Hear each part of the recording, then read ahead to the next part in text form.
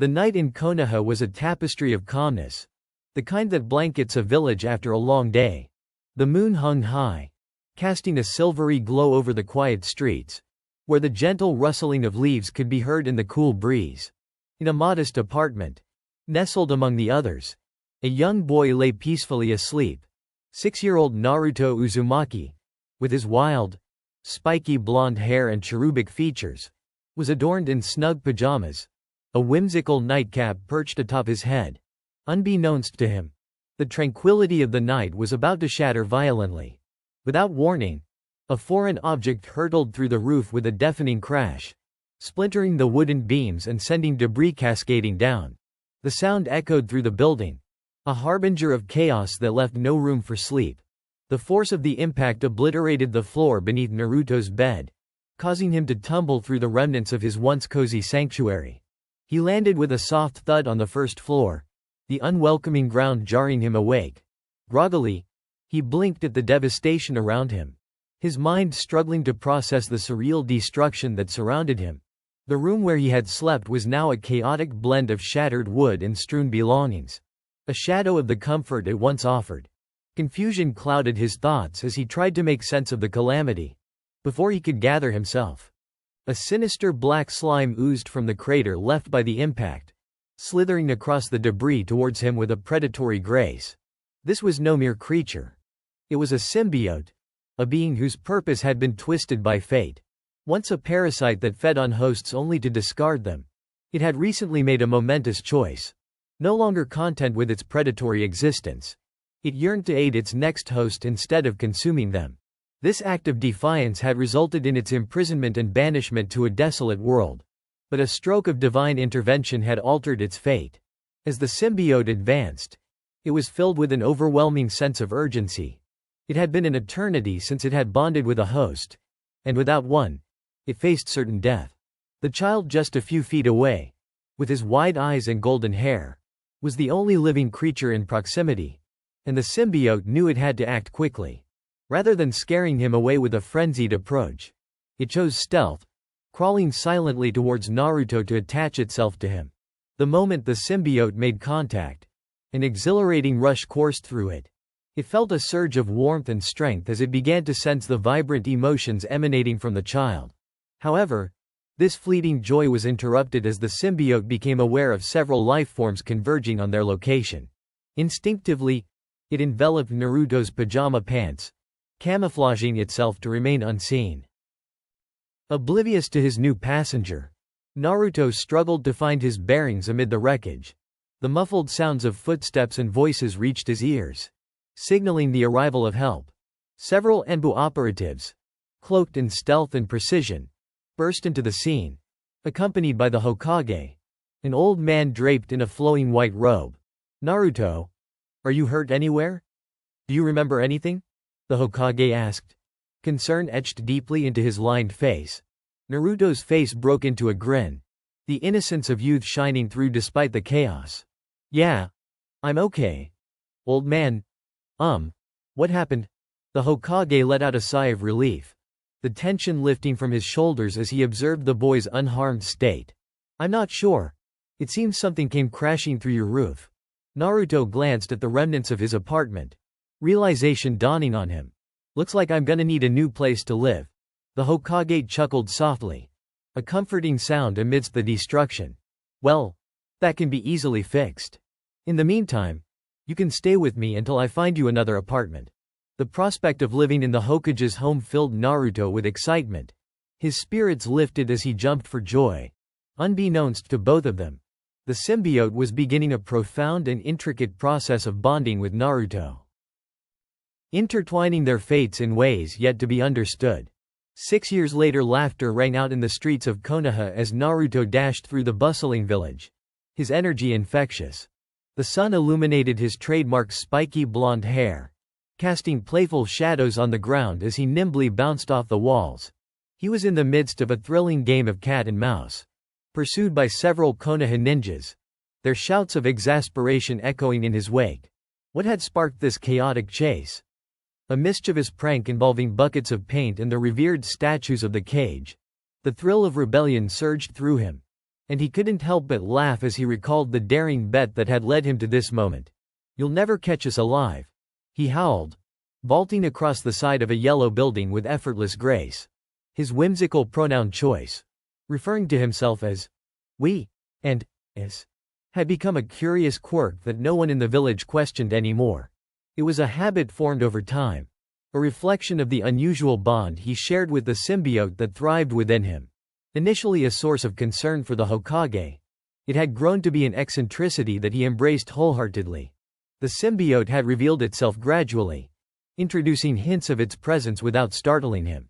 To Naruto's surprise, the bond formed quickly, morphing into a partnership filled with excitement and power, instead of fear.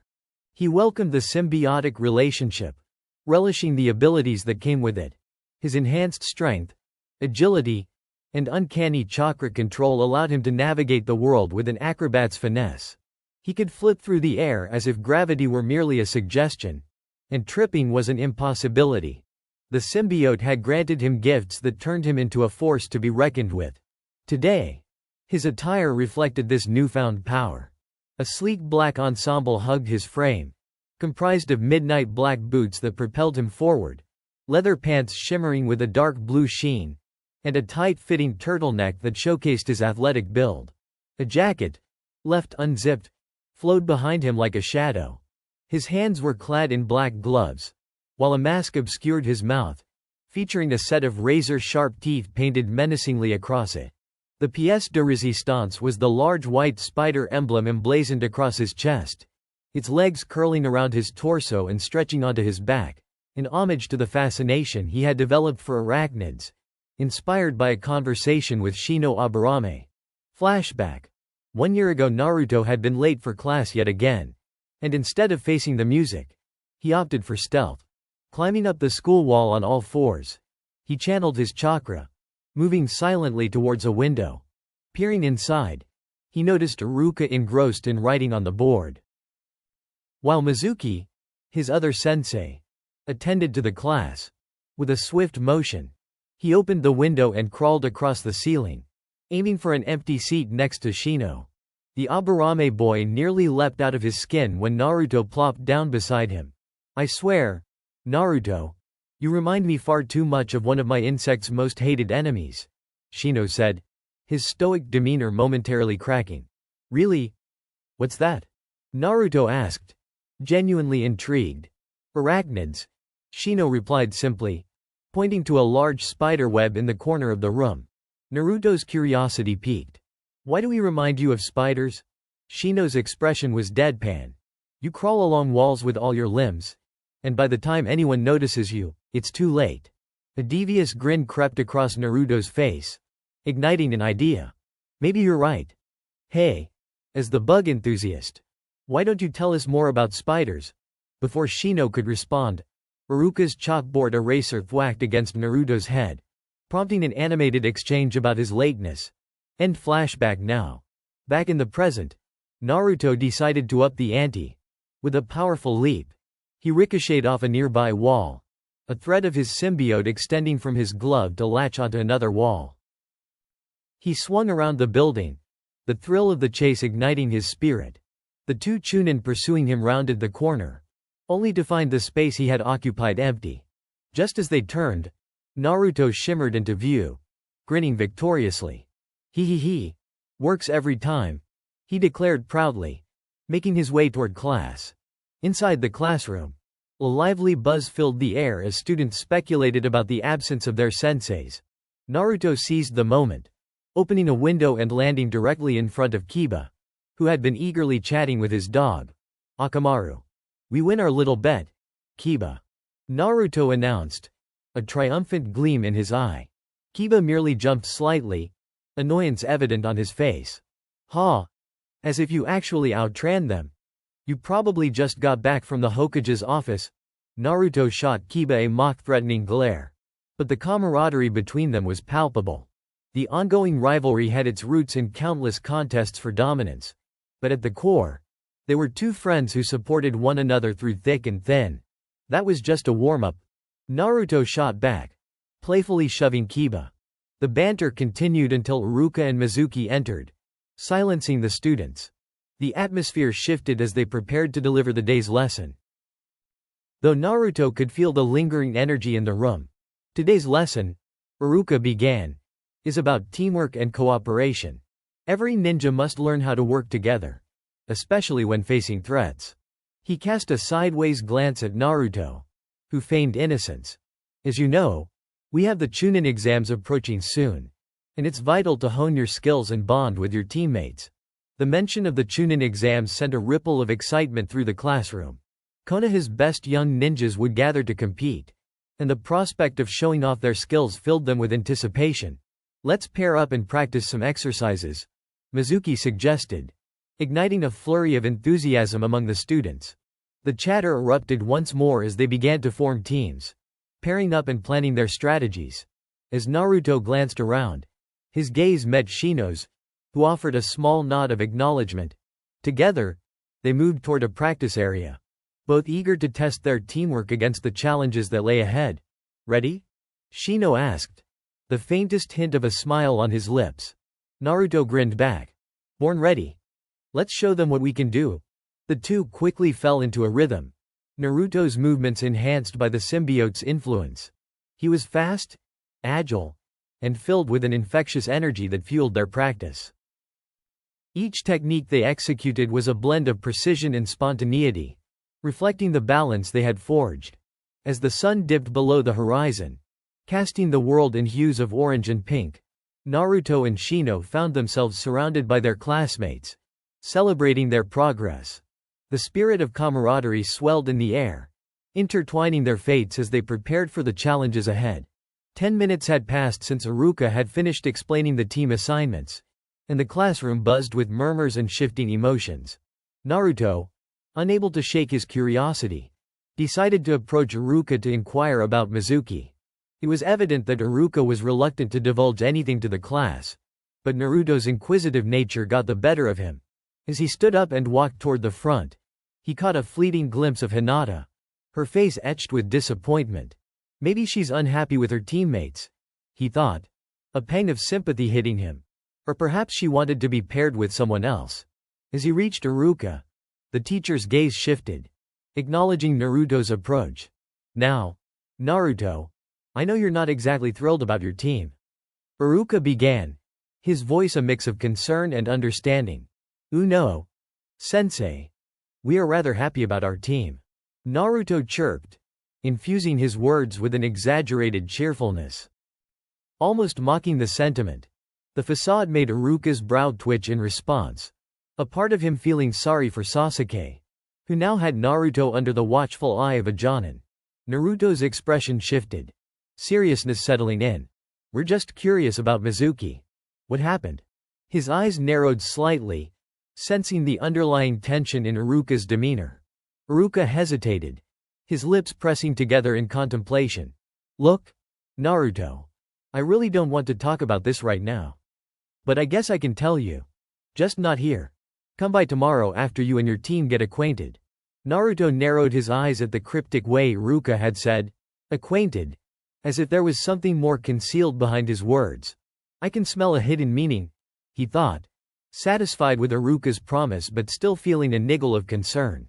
As he turned to return to his seat, the Jonin instructors began to arrive, collecting their teams one by one. The classroom soon emptied until only Naruto, Iruka, Sakura, and Sasuke remained. Iruka, now gathering his belongings, cast a sympathetic look at the trio. I guess your Jonin instructor is running late again. Just wait here. I'm sure he'll arrive eventually, he said before exiting, leaving them alone in a palpable silence. Naruto felt a mix of irritation and annoyance as he stood beside the two people he disliked the most. While he didn't exactly hate Sakura, his initial infatuation with her had fizzled out like a deflated balloon. Her obsession with Sasuke, whose dark, brooding demeanor only intensified his disdain, had contributed to the souring of any affection he once held. Sakura's bright hair was cool at first, but now it's just annoying, he thought bitterly. Sasuke, on the other hand, inspired a deeper resentment within Naruto. Hate was the appropriate term. Sasuke seemed to possess everything Naruto yearned for: talent, attention, and a mysterious allure. Yet he turned his back on those who cared, wallowing instead in self-pity. His arrogant attitude only further fueled Naruto's frustration. Sakura broke the silence, her voice filled with a forced cheerfulness.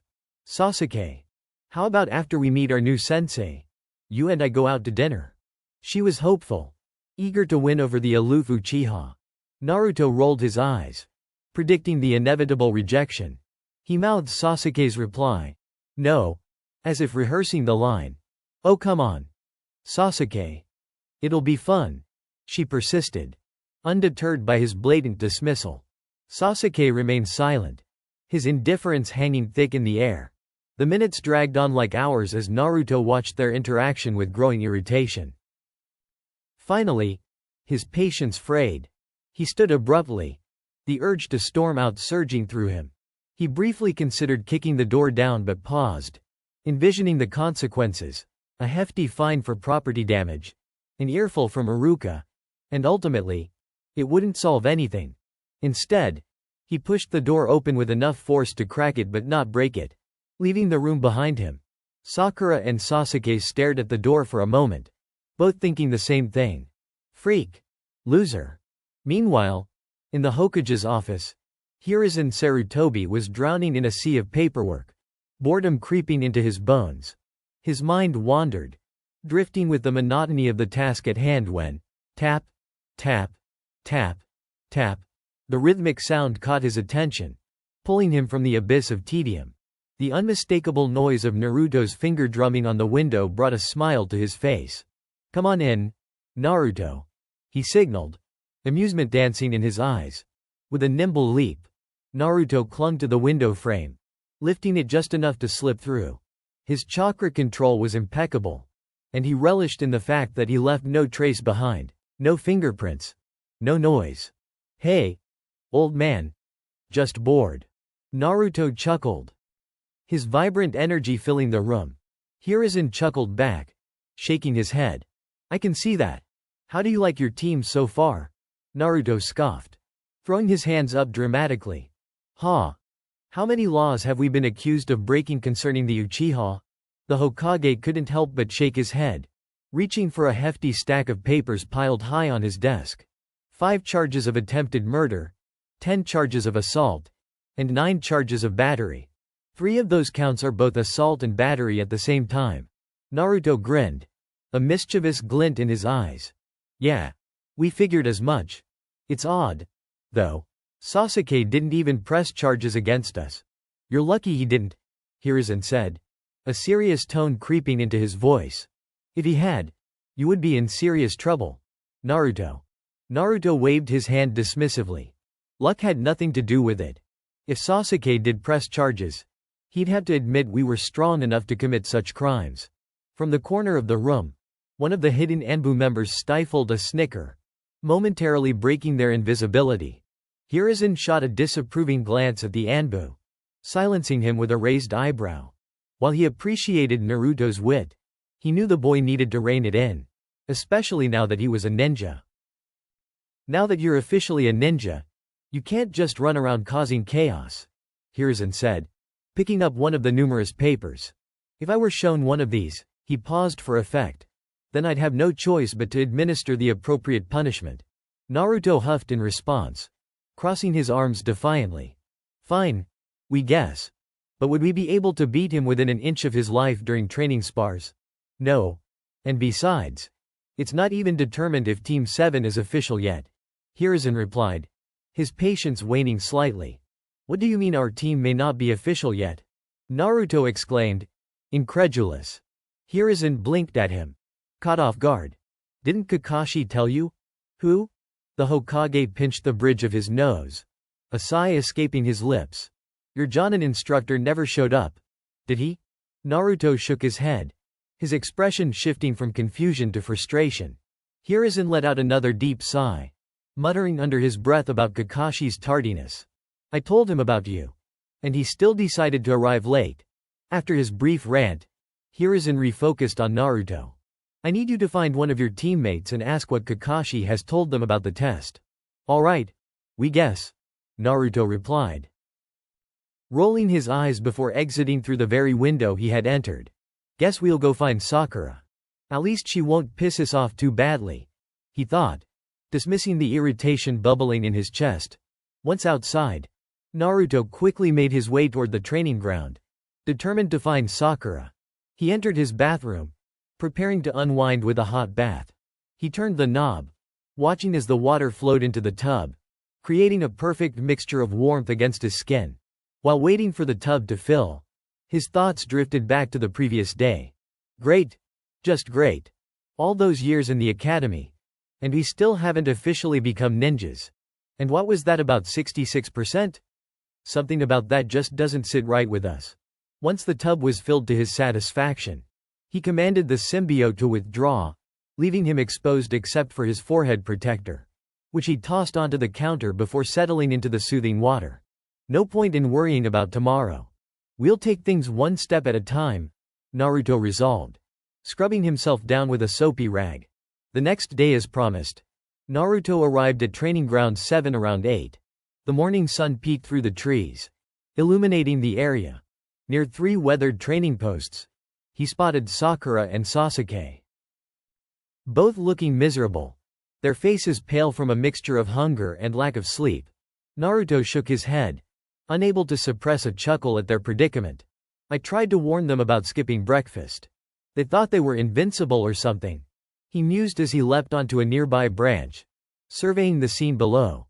We give him 10 more minutes, Sasuke declared, staring off into the distance with an expression that screamed boredom. 10 minutes? Sakura echoed incredulously, glancing at Sasuke. Are you really going to keep sitting here and wait for him? You'd think he would have arrived by now? Sasuke merely shrugged, still fixated on the horizon. His indifference only served to further irritate Sakura, who began to pace anxiously. Just then, Naruto dropped down from his perch, landing with a soft thud beside them. What's the deal? Losers. Your Jonin instructor still hasn't shown up? Looks like you're stuck here with me? He smirked, crossing his arms in mock confidence. Sakura shot him a glare. Thanks for the update, Naruto. We'd rather be on our own. Whatever. We're all in this together, so we might as well bond, he replied, shrugging off her comment. Suddenly, they heard the rustling of leaves as a figure approached, causing both Sasuke and Sakura to perk up, their previous annoyance forgotten. Naruto turned to face the newcomer, his eyebrows furrowing. Is that Kakashi? He muttered under his breath, ready to give the man a piece of his mind for keeping them waiting. Kakashi emerged from the trees, his casual demeanor oozing indifference. Sorry to keep you waiting, he said, a hint of nonchalance lacing his tone. I got lost on the path of life. Naruto blinked, confusion etched on his face.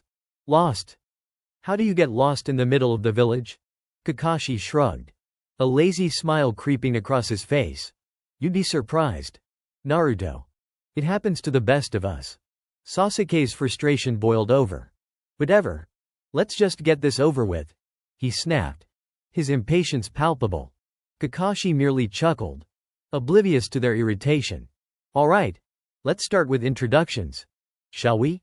Naruto groaned internally, but he forced a grin. Here we go again. Naruto leaned against the closed door, feeling a rush of excitement at the news. He was officially a genin of Konoha, just like he had always wanted. The thought of finally being able to go on missions and prove himself sent a thrill through him. Now to get the others on board, he muttered to himself, his mind already racing with possibilities for his first mission. He could already envision the adventures, the camaraderie, and the chance to show Sasuke and Sakura that he was more than just the class clown. As Naruto moved away from the door, he paused to look around his small apartment. It was modest, cluttered with various knickknacks and a collection of instant ramen cups stacked in a corner. But it was home. He would need to clean up a bit before heading out to meet Sasuke and Sakura. With a sigh, he set about straightening up, tossing aside empty cups and picking up stray papers. The memory of Iruka's words about Mizuki still lingered in his mind. The notion that someone would try to frame him was unnerving. But as he tossed the last cup in the trash, he brushed those thoughts aside. Today was a day for celebration, not worry. Meanwhile, Sasuke and Sakura were sitting on a bench near the training grounds, both feeling the weight of the situation. "Did you see Naruto's face when he left?" Sakura asked, still trying to process what had happened during their test with Kakashi. "He was so carefree about it all." Sasuke shrugged, his arms crossed tightly over his chest. "He's an idiot. It's not like he thought about the consequences of leaving us behind." Sakura frowned at him, her frustration boiling over. "You know, he might have been right. Maybe he left so we could focus without worrying about him messing things up. Or he just didn't care." Sasuke shot back, glancing away. "I'd rather rely on myself than on someone who just runs away when things get tough." "Why do you always have to be like this, Sasuke?" she exclaimed, exasperated. "You can't just shut everyone out." He turned to her, his gaze intense.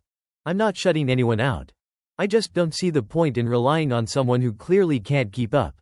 Maybe he doesn't need to keep up with you.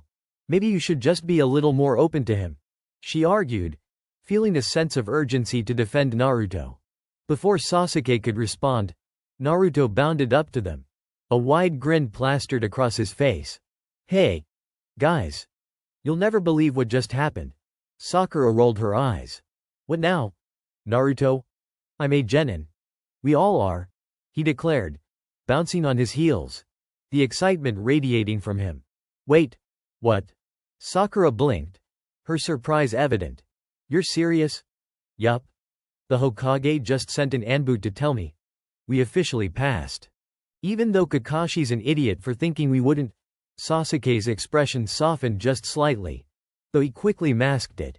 "You really think you can just waltz into being a ninja without actually proving yourself?" Naruto puffed out his chest. "I don't need to prove anything. I'll show you both what I can do on our first mission." Sakura couldn't help but smile at his enthusiasm, even if Sasuke's sour expression remained unchanged. "Okay. Fine. But we need to figure out how we're going to work together if we're going to make it as a team." Naruto nodded vigorously. "Right? We can't let Kakashi mess things up for us. Let's figure out a plan to make sure we work together and don't let him bring us down." Sasuke finally relaxed his arms and leaned back slightly. "What's the plan then, Naruto? You always have the wildest ideas." Naruto grinned. "How about we start training together? We can meet here every day after school and train to get stronger. If we work together, we'll crush any test that comes our way." Sakura exchanged a glance with Sasuke, who seemed to be contemplating the idea. "All right," she agreed. "But we need to focus on teamwork. We can't afford to be scattered like we were during that test." Sasuke finally nodded, his expression less guarded. "Fine. Let's see if you can keep up." "Naruto. Bring it on." Naruto shouted, his spirit undeterred. "I'll show you both what I'm capable of." The three of them stood there, an unsteady alliance forming as they looked ahead to the challenges that awaited them as genin. They were far from a perfect team, but they each felt a flicker of hope that maybe, just maybe, they could find a way to work together and forge their paths as ninjas. Back at the Hokage's office, Hiruzen leaned back in his chair, watching the sunset through the window.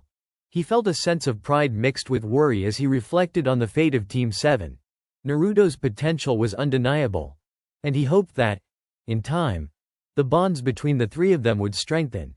"It's time for them to begin their journey," he murmured to himself, a small smile creeping onto his face. "May they find their way." Naruto let out a heavy sigh as he and his teammates ambled down the opulent streets of Konoha, their hands gripping the leashes of a parade of yapping dogs. This, he thought, was his so-called mission. Dog walking for a rich elderly woman. The warm sun beat down on them, and the air was thick with the scent of freshly baked goods wafting from a nearby bakery, which only made Naruto's annoyance grow. This wasn't the first time Team 7 had been assigned such menial tasks. They had also pulled weeds from the flower beds of the local park, cleaned up trash strewn about the village, and even engaged in a futile pursuit of a cat that had every right to run from its owner.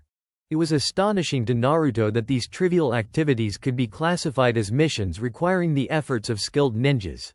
He and his symbiote exchanged glances filled with the same thought. This team was doomed to a life of dull chores. Since their official formation, Kakashi had reverted to his old habits of showing up 3 hours late, and the lingering animosity among the genin remained palpable. Naruto's disdain for Sasuke was as strong as ever.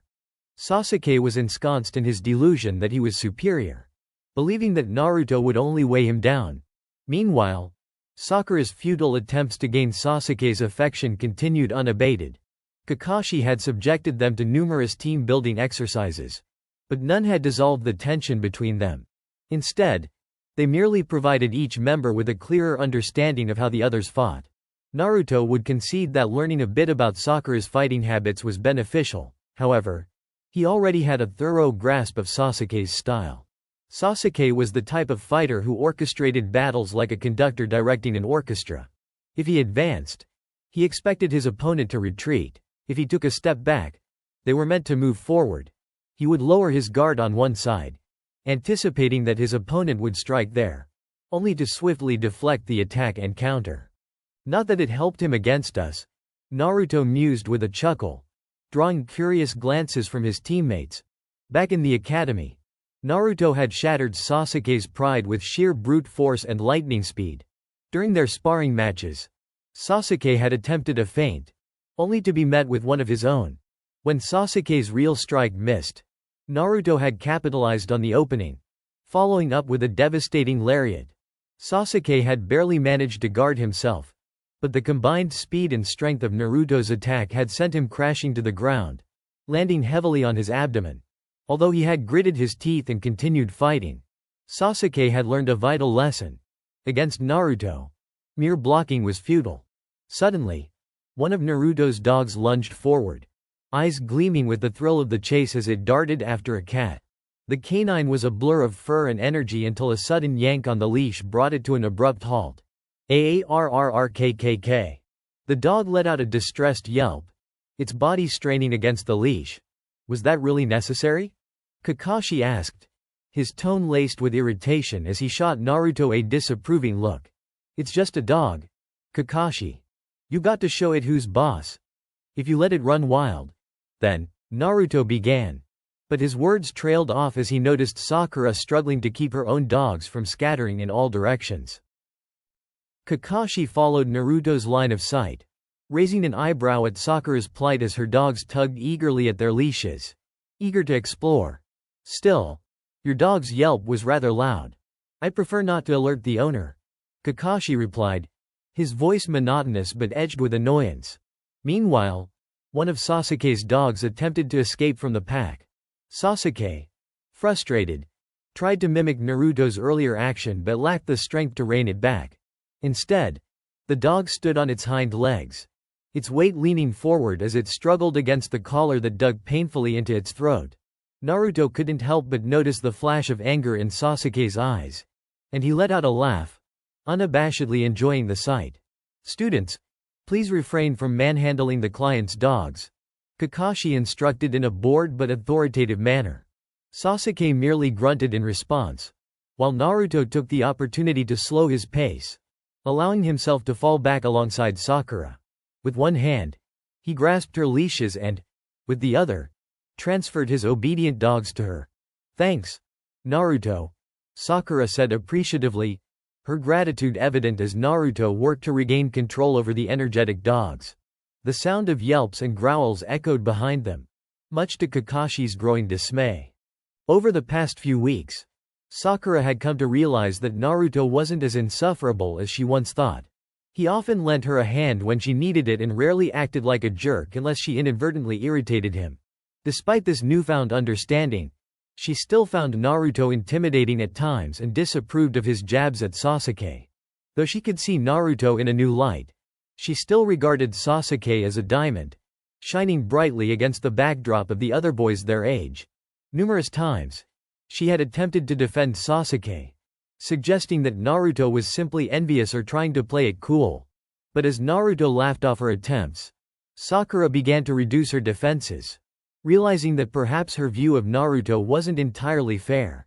After navigating one last corner and adding an additional block to their route, the group finally arrived at a gated yard surrounding a lavish two-story house. They stepped through the gate, unclipping the leashes from the dogs' collars and dropping them off as they prepared to head back to the Hokage Tower. Standing before the Hokage's desk alongside his teammates and sensei, Naruto suppressed a frustrated groan at the idea of submitting a report for their simple task of dog walking. As if walking dogs requires a report, he thought, already dreading the prospect of being assigned another chore. Good job, Kakashi. It seems your team has successfully completed their last mission. Are they up for another D-rank task today? The Hokage's voice was calm but authoritative, his eyes scanning the faces before him. For a fleeting moment, both the Hokage and Kakashi glanced at Naruto, pondering whether he would object to yet another tedious D-rank mission. Naruto, however, was caught in a mental tug-of-war. Even if we push for a C rank, will it be something thrilling or just another bore? He weighed the options in his mind. Sure, escaping Konoha for a C rank mission would be enticing, but the last thing he wanted was to end up babysitting some paranoid merchant, spending days trudging along dull civilian roads. Hell, we could do that here, he thought, gritting his teeth at the prospect of another uneventful task. Yet a flicker of hope remained in his mind. The possibility of an exhilarating adventure. Hey, old man, got any C ranks lying around? He blurted out, his enthusiasm barely contained.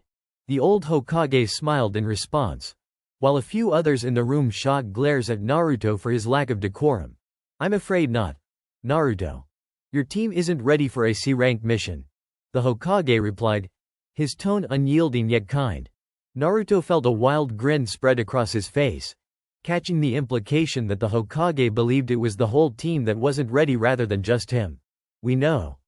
But we're just curious about what's out there waiting for us when we finally earn the right to take those missions, he said, his excitement bubbling over. Kakashi arched an eyebrow at him. Why do you want to see missions you can't take yet? Naruto shrugged, his demeanor casual. Just want to know what's in store for us. The Hokage chuckled softly, aware that there was more behind Naruto's request than he let on. Picking up a scroll that he hadn't yet filed, he handed it to Naruto. Naruto opened the scroll and skimmed through the mission objectives and locations outlined within. Seems like an escort mission. Some bridge builder from Wave. Looks like an old drunk. If he made it here in one piece, he can surely make it back just as well. Just as I thought. Paranoid old fool. Or he's lying. No, we're overthinking this. He rolled up the scroll and handed it back, returning to stand next to his teammates. Both the Hokage and Kakashi studied Naruto for a moment, waiting to see if he would make any further demands. To their surprise, he remained silent. So, Kakashi, do you think your team is ready for another mission? The Hokage inquired. Kakashi shrugged, receiving another D-rank assignment for his team. A week later, Naruto dashed through the village, excitement propelling him forward as he leapt from one building to the next. The reason for his haste? An Anbu operative had summoned him urgently to the Hokage's office. While Naruto often disregarded rules and acted impulsively, he understood the gravity of an Anbu's summons. Fun time was over. Out of respect for the old Hokage, he swallowed his frustration about being roused so early, genuinely curious about the urgency of the matter. Upon arriving at the tower, he chose to scale the wall and use his usual entrance method rather than simply walking through the front door. To him, it was faster and less of a hassle. As he landed gracefully in the Hokage's office, Naruto was met with the sight of the Hokage's contemplative gaze. Ah, Naruto. I was just thinking about you, the Hokage remarked with a twinkle in his eye. Is that a good or bad thing? Naruto asked, arms crossed defiantly. Definitely a good thing. An urgent matter has arisen in Konoha that requires your assistance. Are you kidding? This isn't a prank, is it? Naruto exclaimed. Not at all, my boy. We have reason to believe a group of rogue ninjas is attempting to infiltrate the village. I need your skills to investigate. Naruto's heart raced at the prospect. Finally, a real mission. Of course. What do I need to do? He asked, a fire igniting within him. First, you must find the source of the infiltration. Then report back with any intel you can gather. I'll have your teammates on standby to assist you. Yes? Let's go. As he bounded out of the office, a new energy surged through him, his determination solidified by the weight of the mission ahead. 3 days later, as Team 7 arrived in Wave, the air felt heavy with a palpable sense of despair that hung over the water-laden village like an ominous cloud. The once vibrant atmosphere was overshadowed by the weight of recent troubles. Naruto inhaled deeply, trying to ignore the unsettling gloom. To him, the mission he had previously dismissed was becoming the adventure he had craved all along, and he couldn't shake the thrill bubbling inside him. As they navigated the narrow streets, the sound of their footsteps echoed against the damp cobblestones. Vendors called out half-heartedly, trying to entice customers, but their voices lacked the usual enthusiasm. When they reached their client's house, a modest dwelling showing signs of neglect, they braced themselves for what lay ahead. They were greeted by Tazuna, their client, who stood before them, a rough-hewn figure with unkempt hair and weary eyes. The moment Naruto caught a whiff of the man's breath, reeking of alcohol, he grimaced. Tazuna was clearly inebriated, his movements unsteady. While Naruto held back his judgment, his teammates stepped into the guest room, anticipation mixed with concern. As they entered, they found Asuma bedridden, his face pale and drawn. The sight of their sensei in such a state caused immediate relief to wash over both Ino and Choji, who had relied on his guidance. Surprisingly, Ino didn't lunge at Sasuke as she usually would. Instead, her attention remained on Asuma, her expression filled with worry. Kakashi, ever the composed leader, took charge. What happened to Asuma? And where's your third member? Ino, stepping forward with a determined glint in her eyes, took it upon herself to explain. Choji stood slightly behind her, his posture lacking the usual confidence. Shikamaru is outside keeping watch. As for Asuma, she hesitated, her voice faltering. Asuma got injured when fighting a missing nin. I don't remember his name. Asuma-sensei kind of mumbled it. Choji chimed in, his voice softer but urgent. Asuma-sensei said his name was Zabuza. Kakashi's lone eye widened with recognition. You mean Zabuza Momochi? The tension in the room escalated as his mind raced through the implications of Zabuza's involvement. Choji nodded gravely. Kakashi's gaze shifted to Asuma. Noting the blood-soaked bandages wrapping his body, each wrap told a silent story of pain and struggle. Ino, I need you to give me a detailed report of the fight, Kakashi instructed, his voice steady. With a firm nod, Ino recounted their harrowing tale. We crossed over by boat, and Zabuza attacked us shortly after. At first, Asuma was doing well, but then, he slipped up and got trapped in a water prison. Luckily, we managed to free him, but he was already injured. Zabuza landed a few slashes, and Asuma started to weaken from blood loss and fatigue. As she spoke, Naruto's excitement grew, mingled with sadness at the thought that there might not be any more missing nin encounters after Zabuza. In the end, Ino continued, her eyes widening with intensity. Asuma turned things around with a wind jutsu and knocked Zabuza into a few trees. But before he could finish him off, a Kiri hunter nin struck him with senbon needles, and they took Zabuza away. The gravity of their situation settled heavily in the room. Kakashi nodded slowly. Thank you, Ino. I have a feeling things won't settle down yet. I want to talk to Asuma before jumping to conclusions. Naruto, I want you to go and keep watch with Shikamaru. I'll send 2 others to replace you in a couple of hours. Naruto nodded enthusiastically before exiting the house, a renewed sense of purpose coursing through him. 2 days later, the atmosphere in Tazuna's house was tense as all members of Team 10 and Team 7 crowded into a spare bedroom. Asuma had just awoken, a cigarette dangling from his lips, and Kakashi confirmed his suspicions. So you believe the hunter nin was just Zabuza's partner? Kakashi remarked, studying Asuma's weary features. Asuma nodded, taking a slow drag from his cigarette, the smoke curling around him like a dark shroud. Unfortunately, that not only means Zabuza is alive, but he has backup, an unknown. Naruto, perched against the wall with his feet stuck firmly to the surface, couldn't suppress a smile. This might just be the chance we've been waiting for. Choji, munching on chips, chimed in. Munch. Munch. I don't see the problem. Munch. Now that Kakashi is here. Munch. There are 2 Jonin. Asuma shook his head. We only have 1 Jonin capable of fighting. I'm not sure my wounds will heal before Zabuza reappears. And we don't know how strong this unknown partner is. For all we know, he could be as powerful as Zabuza. Ino was the first to voice the nagging question. Then what are we going to do? It's not like we can actually fight someone of Zabuza's level? Kakashi intervened, his tone steady.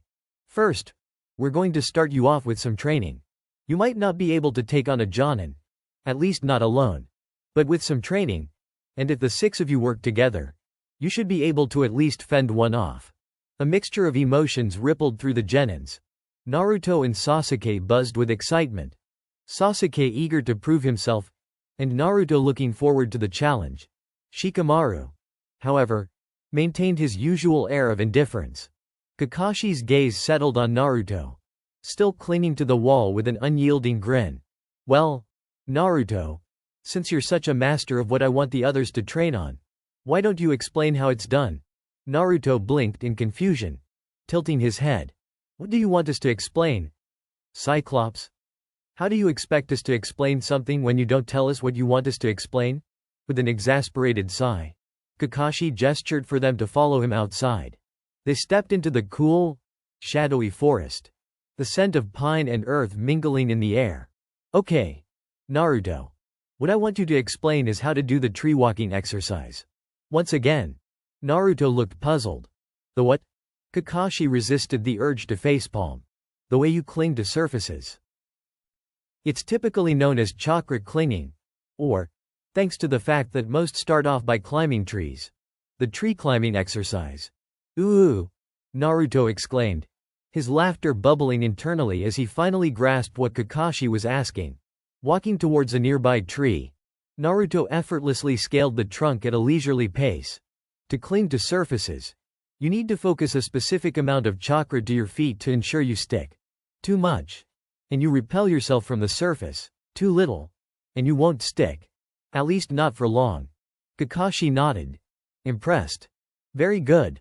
Also, as you begin, you might want to get a running start. With that, Kakashi tossed a kunai in front of 5 trees. Mark the tree at each attempt. This way, you can track how far you've reached. Naruto, I'll go watch over Tazuna today. Watch their progress, and help them if they need it. Naruto responded with a mock salute as Kakashi departed. Turning to the others, he called out, So what are you guys waiting for? A starting bell? As if on cue, the 4 began running up their trees. Shikamaru, however, took his time, moving at a snail's pace. Surprisingly, it was Sakura who made the most progress, climbing higher than anyone else, with Ino trailing closely behind. Choji and Sasuke managed only 1/10 of their trees before losing control and tumbling down. Shikamaru, still on his tree, seemed unfazed, his demeanor one of cool contemplation. Looks like Shikamaru's got the right mindset, Naruto whispered to himself, a grin spreading across his face. Redirecting his attention to the 2 girls, he noticed they had paused to catch their breath. Sakura, Ino, what are you doing sitting around? We've already proven we have great chakra control. We don't need to do this training, Sakura retorted, a hint of defiance in her voice, while Ino nodded in agreement. Naruto shook his head. Keep repeating the exercise. It'll be good for you. Ino looked unconvinced. How many times do we have to do it? Over and over and over again until we say stop, he replied emphatically. Sasuke, focusing intensely on his training, decided to interject. And what are you going to do while we're doing this? Idiot, Naruto chuckled, causing Sakura to freeze in apprehension, fearing the worst for Sasuke. She exhaled a breath she didn't realize she was holding when Naruto simply replied, Ooh, it's not what we're going to do that should be the question, it's what I'm going to teach you. What? Sasuke scoffed, obviously irritated. What can you possibly teach me? With a wicked grin, Naruto leapt onto the top of the tree, arms outstretched, and shouted, The first step is confidence, and the second step is the best thing I can teach you. Believe in yourself. Sasuke smirked, rolling his eyes. But inwardly, he felt the lingering spark of hope igniting within him, a notion he had buried long ago. 3 days later in the heart of the woods, Where the air was crisp and the leaves rustled softly, Naruto lay nestled in a black hammock. The intricate weave of the fabric formed a spider web-like pattern, with the sunlight filtering through the canopy above, casting delicate shadows across his face. If one were to examine closely, they would notice how the hammock seemed to contour to his body, a temporary cocoon against the world outside. The only sound that broke the serene silence was the gentle rhythm of his breath, a steady reminder of life in the stillness around him. But why had Naruto chosen this secluded spot for his slumber? The answer lay heavy in his heart.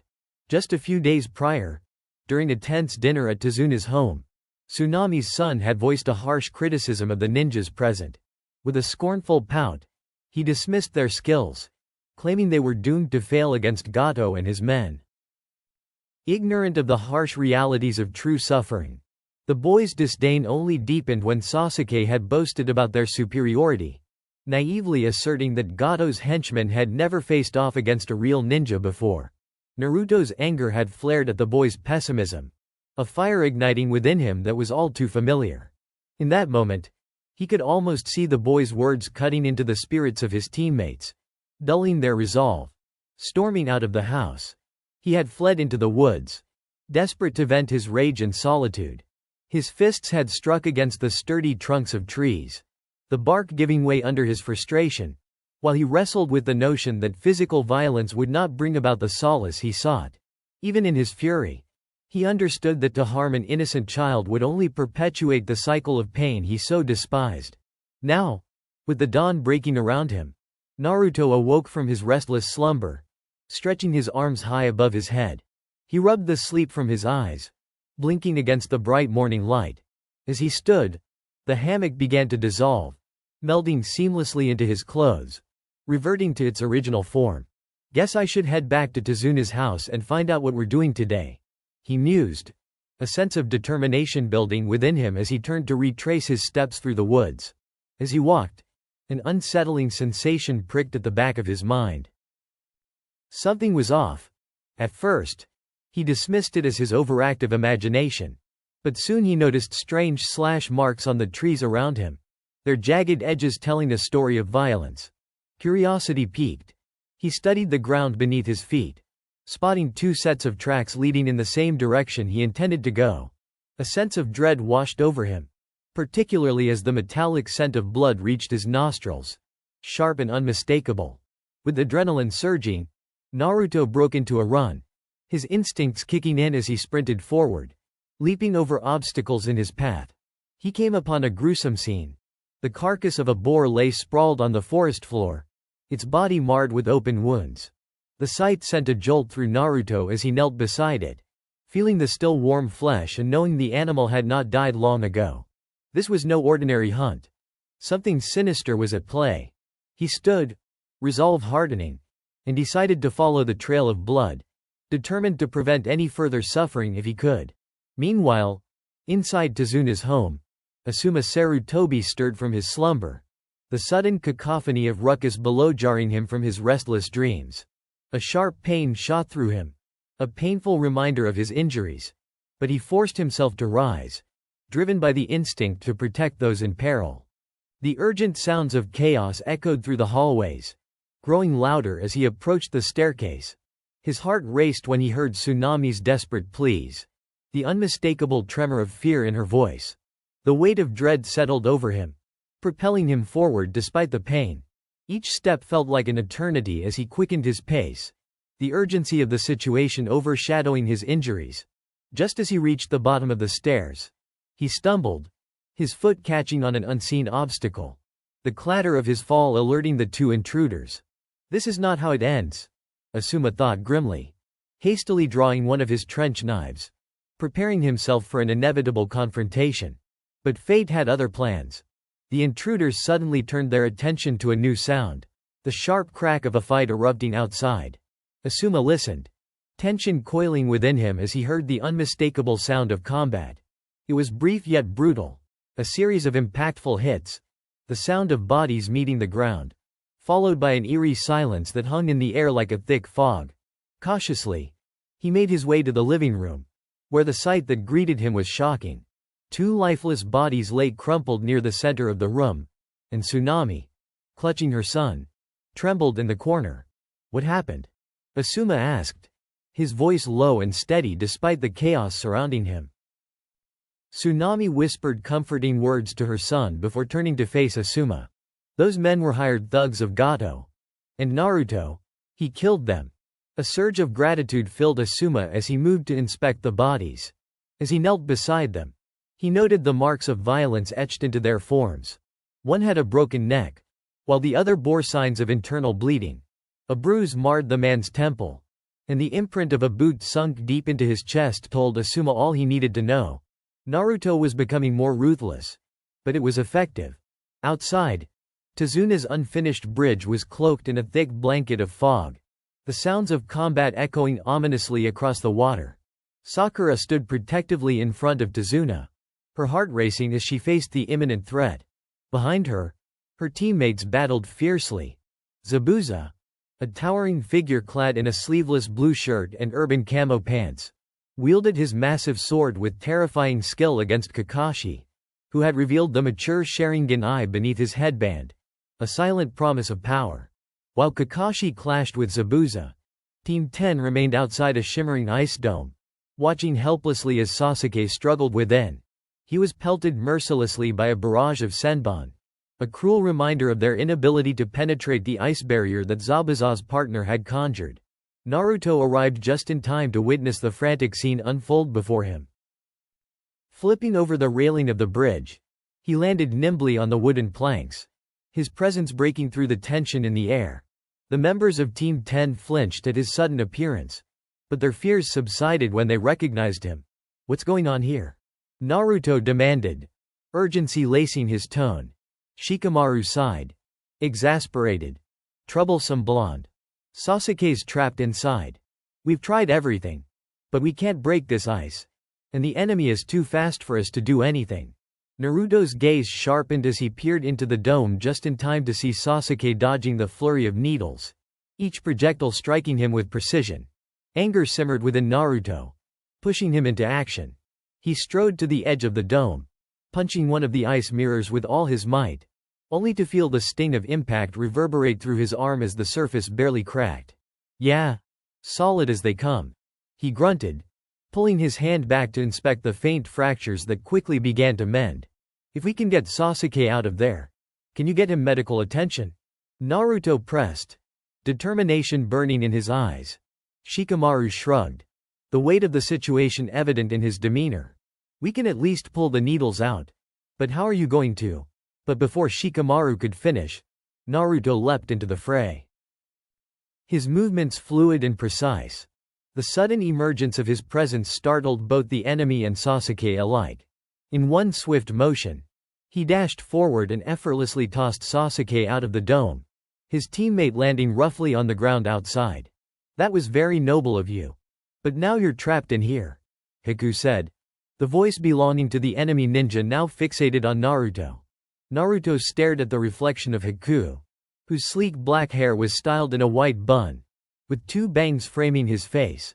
He wore a brown turtleneck beneath a short green kimono, paired with loose pants and sandals that gave him an air of eerie confidence. Noble? Anything we do concerning Sasuke can't be considered noble. To him, saving his life is just a spit in his face. As for being trapped, we don't believe in such a thing. Confusion flickered in Haku's eyes. It's how we refer to ourselves. Now, how should we refer to you? A moment of silence hung in the air before Hiku answered. Call me Hiku. And how should I refer to you all? Us. We're Naruto, he declared, the confidence radiating from him as he launched into action. As soon as the name left his lips, Naruto sprang into motion, darting left and right as a rain of senbon peppered the ground where he had just stood. The sheer speed and agility he displayed amazed both allies and foes alike, igniting the battlefield with renewed hope and dread. This fight is not just for survival. It's for purpose, Naruto thought, feeling the adrenaline surge as he faced the chilling reality of battle. It had been nearly a month since the harrowing events at Wave, and Naruto found himself once again walking the familiar path to the psychiatric ward of Konoha's hospital. His weekly visits had become routine, A promise he had made not just to the Hokage, but to himself. Haku, the enigmatic boy who had once been an enemy, was now confined to room 142. And Naruto was determined to help him, no matter how resistant Haku might be. When Team 7 and Team 10 had returned from their A-rank mission in Wave, Naruto had been patient, waiting until the room had emptied, leaving just him and the Hokage. That was when he made his request, a simple one, but heartfelt. Give Haku therapy. Help him heal. Help him find a way to move on with his life.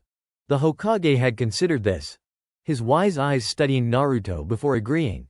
But there had been one condition. In exchange for the therapy, Naruto was to visit Haku's room at least once a week, to maintain a connection that could potentially break through the boy's trauma. Naruto had readily agreed. Today was no different. After signing in at the front desk, Naruto navigated the sterile hallways, his footsteps echoing softly. The hospital smelled of disinfectant and something else, a faint sadness that clung to the air. Upon reaching room 142, Naruto hesitated only briefly before pushing the door open. The room was small, the large window on one side letting in sunlight that seemed too bright for such a dreary place.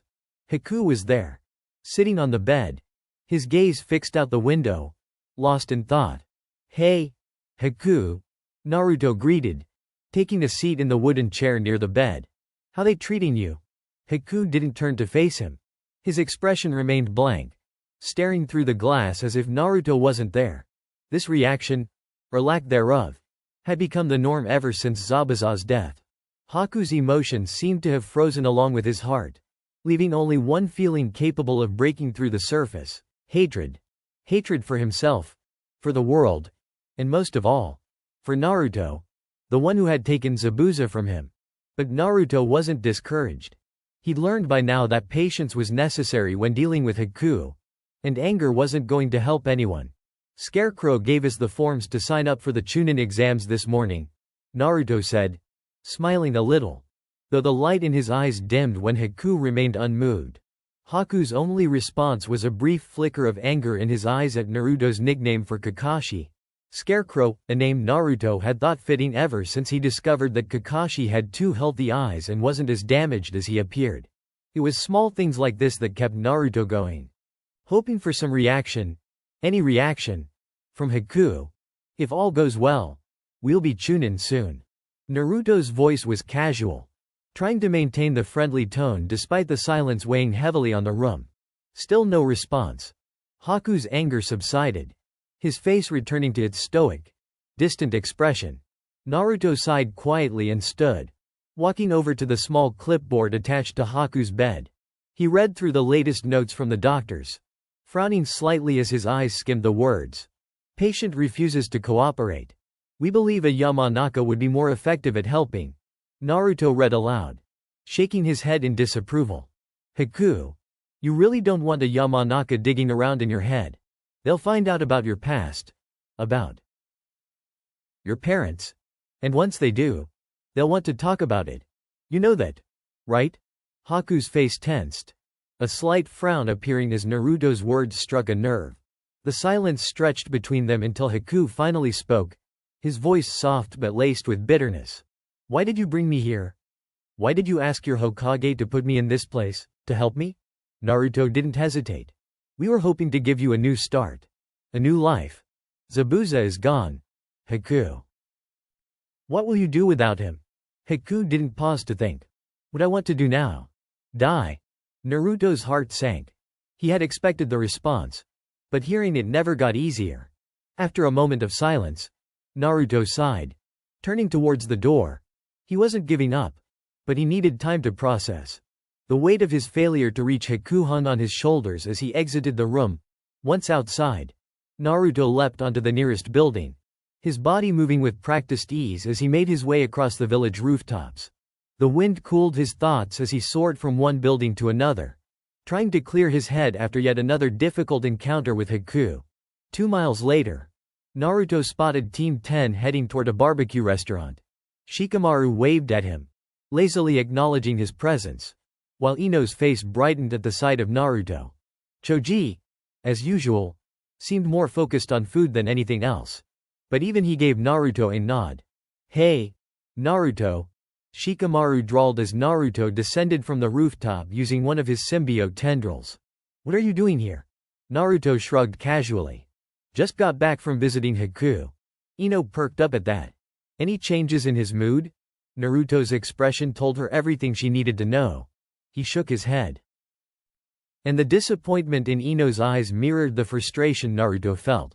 Haku was like a puzzle he couldn't solve, and it gnawed at him.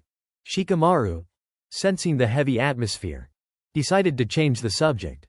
"So, is Team 7 signing up for the Chunin exams?" Naruto nodded. "As far as we know. Then again, Sakura might decide she's not ready." Ino smirked. "Want me to goad her into participating?" Naruto laughed. "Thanks.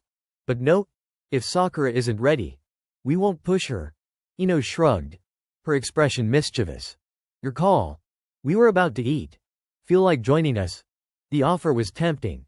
Naruto's stomach rumbled at the thought, and with a grin, he nodded, following them inside. After eating their fill at the restaurant, Naruto headed home, feeling the warmth of a good meal but still unable to shake the unease from his mind. Meals with Team 10 always ended in a chaotic scramble for food, and today was no different.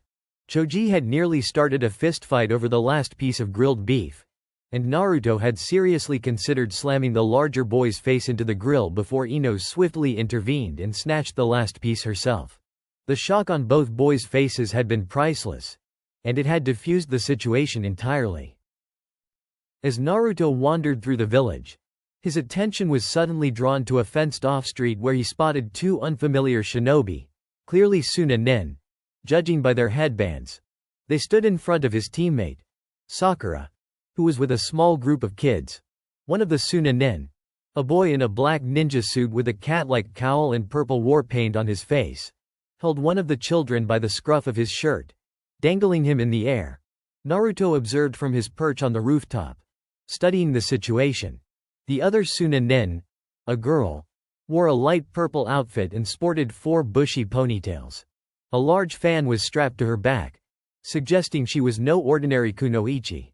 Naruto couldn't help but admire her deadly appearance. "Looks like they're here for the Chunin exams," Naruto thought, weighing his options for how to intervene without giving away too much. The girl, Tamari, urged her companion to hurry. "Kankuro, let's go. We're going to be late." Kankuro, the boy holding the kid, ignored her. "Just a second, Tamari.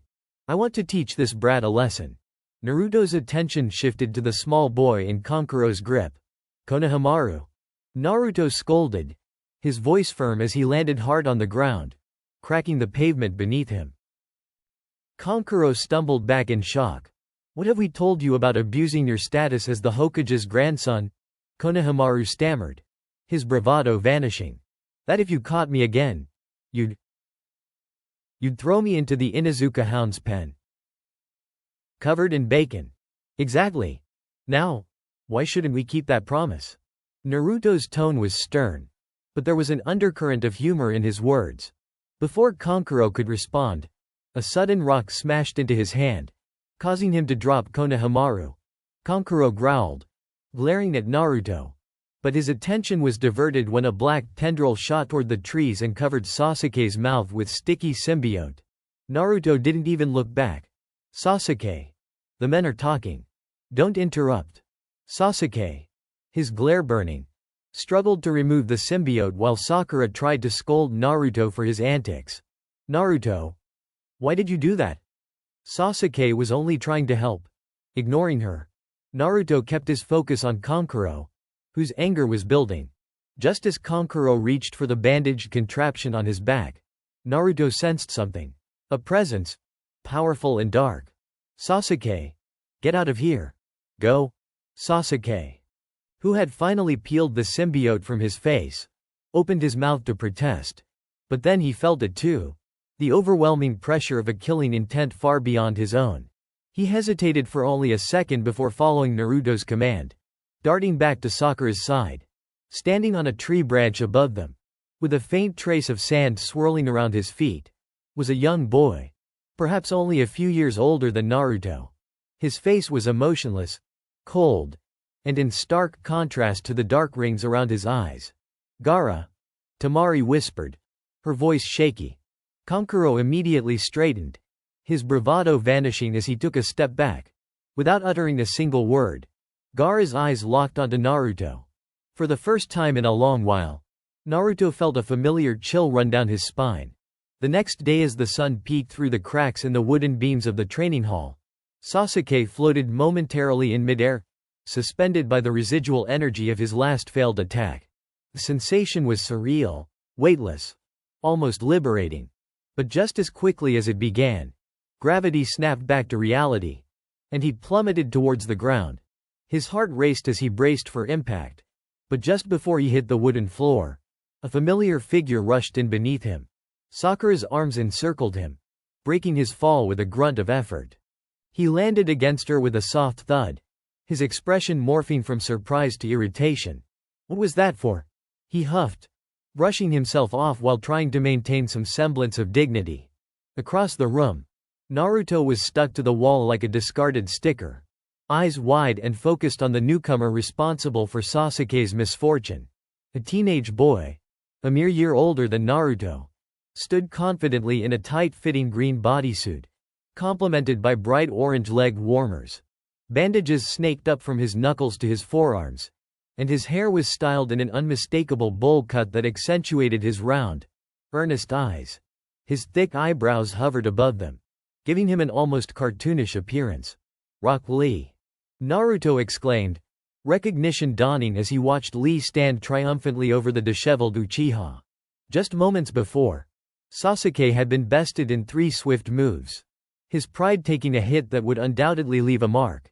The only reason Lee hadn't secured an outright victory was due to a pinwheel that had been thrown, wedging itself firmly into one of Lee's loose bandages, pinning him against the wall. They had been en route to the examination room for the first part of the Chunin exams when Lee had issued his challenge, igniting a spark of competitiveness in the air. Sakura had been fretting about the time they needed to arrive, while Sasuke had confidently asserted that the fight would be quick, only 5 minutes. In Naruto's mind, the unspoken reply echoed. Yeah. 5 minutes to get your ass handed to you. Suddenly, a turtle appeared beside Lee, adding an absurd twist to the unfolding scene. The older version of Lee, a carbon copy complete with the same bowl haircut, appeared atop the turtle in a bizarre spectacle. Their interaction was odd, bordering on comical, as Lee initially faced a reprimand from his older self before they broke into an inexplicable hug. Naruto's thoughts whirled with confusion. We get that it's weird. But why do Sakura and Sasuke seem so disturbed? Oblivious to the genjutsu at play, he continued to observe the antics before him.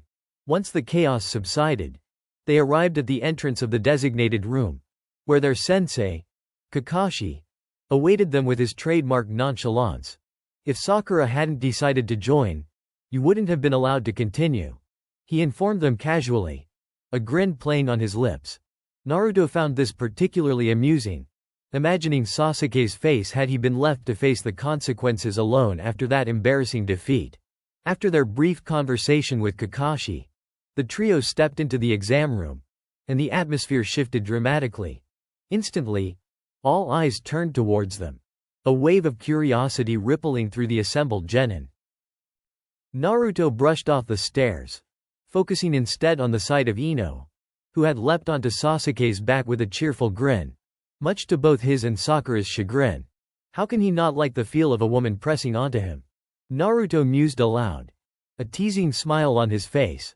Because it's troublesome, Shikamaru replied, appearing beside him, his face bearing a look of mild annoyance. Naruto turned to see Shikamaru and Choji standing nearby, and he let out a laugh before waving them over.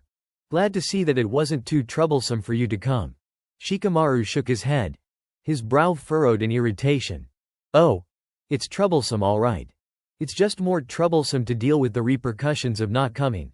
Typical, Naruto chuckled, reveling in the banter. A moment later, 3 familiar presences approached the group, and Naruto's smile widened as he spotted Shino, Hinata, and Kiba making their way through the throng of genin. Well, Shino, it's been a long time since we've seen you. How have things been? Naruto asked, his curiosity piqued. Shino adjusted his sunglasses, the lenses gleaming under the room's fluorescent lights. Depends on how you look at it. Peaceful would be a word to describe it, yet dull fits just as well. Hinata blushed and stammered. How have you been? And Naruto? Naruto shrugged, a carefree grin spreading across his face. Things could be worse. Gotta say, life's been good for us. As the other rookie genin began to gather around, Kiba puffed out his chest, relishing the moment. Well, looks like we're all here. Too bad for you guys. We're going to win this. Sasuke let out a dismissive, HN, shooting Kiba a sidelong glance. Like we'll lose to you. The atmosphere buzzed with anticipation as Naruto scanned the room, noting how the other participants were beginning to focus on them. One boy, dressed in purple pants and a matching sleeveless shirt over a white short-sleeve shirt, caught Naruto's eye. His round, circular glasses framed his gray hair, which was styled into two bangs that hung over his forehead, while the rest was pulled into a low ponytail. You guys should quiet down. You're bringing too much attention to yourselves. And that's not good, especially for rookies fresh out of the academy like yourselves. The bespectacled genin advised. Who are you? Sasuke inquired, his tone laced with irritation. The boy chuckled, his demeanor nonchalant. I'm Kabuto. But that's not what you should be worrying about. Take a look behind you. The genin turned their attention towards the rest of the room, witnessing what Naruto had seen. A crowd of anxious faces. The collective nervousness hung in the air like a thick fog, while Naruto remained unfazed. A confident grin etched on his face. Almost everyone here is nervous about the exams. So quiet down. Then again, I can't blame you clueless rookies. You kinda remind me of how I used to be, Kabuto added, an amused glint in his eye. Kabuto, is this your second try at the genin exams? Sakura asked, curious. Kabuto scratched his head nervously. Actually, this is my 7th.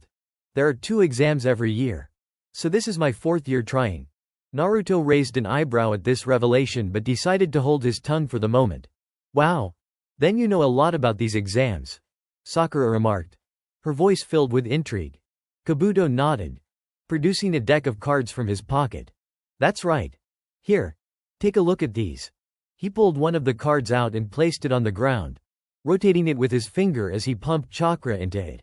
These are my ninja info cards. I have over 200 cards filled with info on every ninja. 4 years of data. The card spun until a puff of smoke erupted, revealing a detailed chart of ninja villages and their statistics. Kabuto began to explain the intricacies of various villages, mentioning a newly established village known as the Sound, stating that not much was known about it yet. Sasuke stepped forward, his curiosity piqued. Do you have any info on Gaara of the Sand and Rock Lee of the Leaf? Seeing as you know their names, it shouldn't be too hard to find them. Though I should warn you that not all the data will be perfect, Kabuto replied, pulling out 2 more cards. As he pumped chakra into them, the cards illuminated, displaying the information. Naruto's mind raced with suspicion, his instincts kicking in. Something isn't right.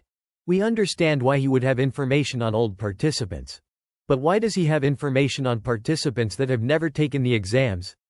Deciding to test the waters, Naruto raised his voice. We'd like to see the information on Naruto Uzumaki of the Leaf. A chorus of confused glances shot towards him, and Kabuto began the procedure to reveal Naruto's card. The moment the card emitted smoke, Naruto snatched it off the ground before anyone could see it, a sense of urgency propelling him. What the hell? There's no way he should know this. This information shouldn't be this accurate. The data displayed on the card highlighted Naruto's immunity to genjutsu, listing camouflage as one of his jutsu. It detailed his numerous escapes from Anbu and other official ninja, along with various other pieces of information that, while true, had never been openly shared by Naruto, save for perhaps the Hokage. How had Kabuto gotten his hands on this? Everyone waited expectantly for Naruto to reveal his card, but instead, he pocketed it within the confines of his jacket and casually walked away. I guess I won't be getting that card back, Kabuto stated with a hint of disappointment. Just then, Naruto sensed a shift in the atmosphere as three figures rushed past him, heading straight for Kabuto.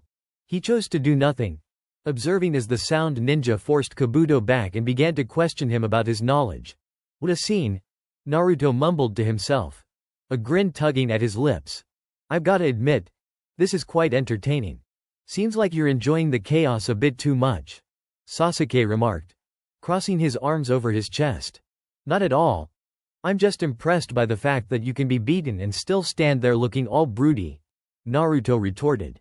A chuckle erupted from Shikamaru, who leaned back against the wall, his eyes glancing over to the commotion with disinterest. Looks like we'll be having some fun soon enough. The atmosphere thickened with tension, and Naruto felt the anticipation of the Chunin exams loom over them.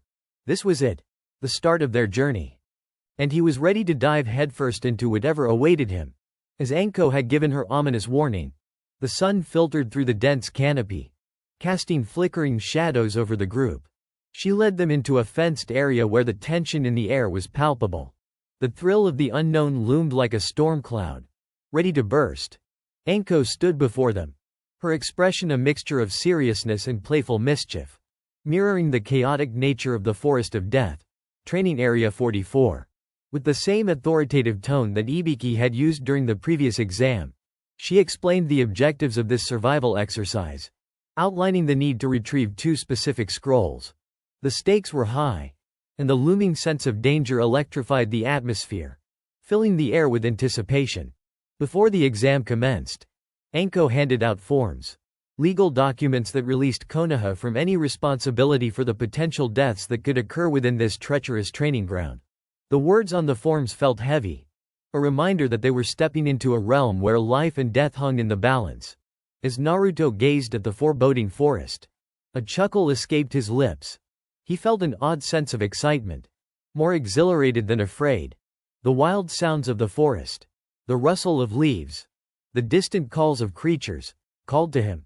However, Anko misinterpreted his laughter as mockery. In a flash, she hurled a kunai at him, the glinting metal slicing through the air with deadly precision. Naruto didn't flinch. He let the kunai graze his cheek, a small stream of blood trickling down to stain his mask. Anko, quick and agile, wiped the blood away with her tongue, her actions surprisingly intimate. The thrill of the moment sent an unexpected shiver down Naruto's spine. Not from fear, but a spark of adrenaline. It's carefree guys like you that end up spilling that delicious blood all over my forest, Anko remarked, a playful menace in her voice that sent a thrill coursing through him. At that moment, Naruto noticed how close Anko was, the warmth of her body radiating toward him, her breath tickling his ear. It was intoxicating and disorienting all at once. But the encounter was interrupted when Anko suddenly shifted her stance, her kunai brandished threateningly towards a grass ninja who had dared to sneak up behind her. This ninja was an anomaly, her tongue stretching unnaturally long, catching Anko's kunai midair. You shouldn't sneak up behind me, Anko chided, her voice sweet yet laced with a dangerous edge. The grass ninja chuckled, unfazed. Sorry, but I just wanted to give your kunai back. It cut my hair, and I love the sight of blood. Her tone was playful, yet there was a darkness that lurked beneath her words. Anko forced a smile, though her eyes glinted dangerously. Thank you. Quite a bloodthirsty bunch we have this year. As the tension diffused, Anko departed, and Sakura approached Naruto, shaking her head with an exasperated sigh. Geez, she's such a weirdo. You alright, Naruto? Naruto's gaze followed Anko's retreating figure. A grin plastered across his face. We like her, he exclaimed, enthusiasm bubbling within him. Sakura rolled her eyes, knowing well that Naruto's appreciation for the odd was part of his charm. Once all the forms were collected, the teams were ushered behind a curtain, each receiving their scroll before being led to the imposing gate that marked the beginning of their test. As they stood in the shadows of the gate, Sasuke took the initiative, trying to assert control over their group. All right, I'll hold onto the scroll. We should focus on at least reaching the halfway point first and then set up an ambush. Naruto was quick to object. We have no problem with your plan, but we'll hold onto the scroll. Sasuke clutched the scroll of heaven tightly, his determination evident. I'm the strongest overall in this group. Naruto. You might have me beat at taijutsu. But you have no genjutsu. And your ninjutsu is still basic academy level. If the enemy discovers I have the scroll, I can defend it better. Naruto's frustration bubbled beneath the surface. But Sakura intervened. Her voice calm yet firm. We have to be able to trust each other. How else are we going to get through this? Trust Sasuke to save his own ass when the going gets tough. And you to help him in his time of need, Naruto retorted, his words sharper than he intended. Sakura flinched at Naruto's harsh perspective, realizing the implicit lack of faith he held for their team dynamics. The air was thick with unspoken tension, and when it became clear that Sasuke had no intention of relinquishing the scroll, Naruto dropped the issue. The signal blared, shattering the tension, and Team 7 bolted forward into the forest, adrenaline surging through their veins. The Forest of Death was eerily similar to the woods surrounding Konoha, towering trees and an abundance of shadows. But an underlying strangeness lingered in the air. The sounds of unfamiliar creatures echoed ominously, punctuated by the occasional scream that drifted through the trees, prompting a snicker from Naruto. Guess there have been a few unlucky encounters, he mused, a dark thrill coursing through him. As they pressed deeper into the forest, Team 7 soon encountered their first adversaries.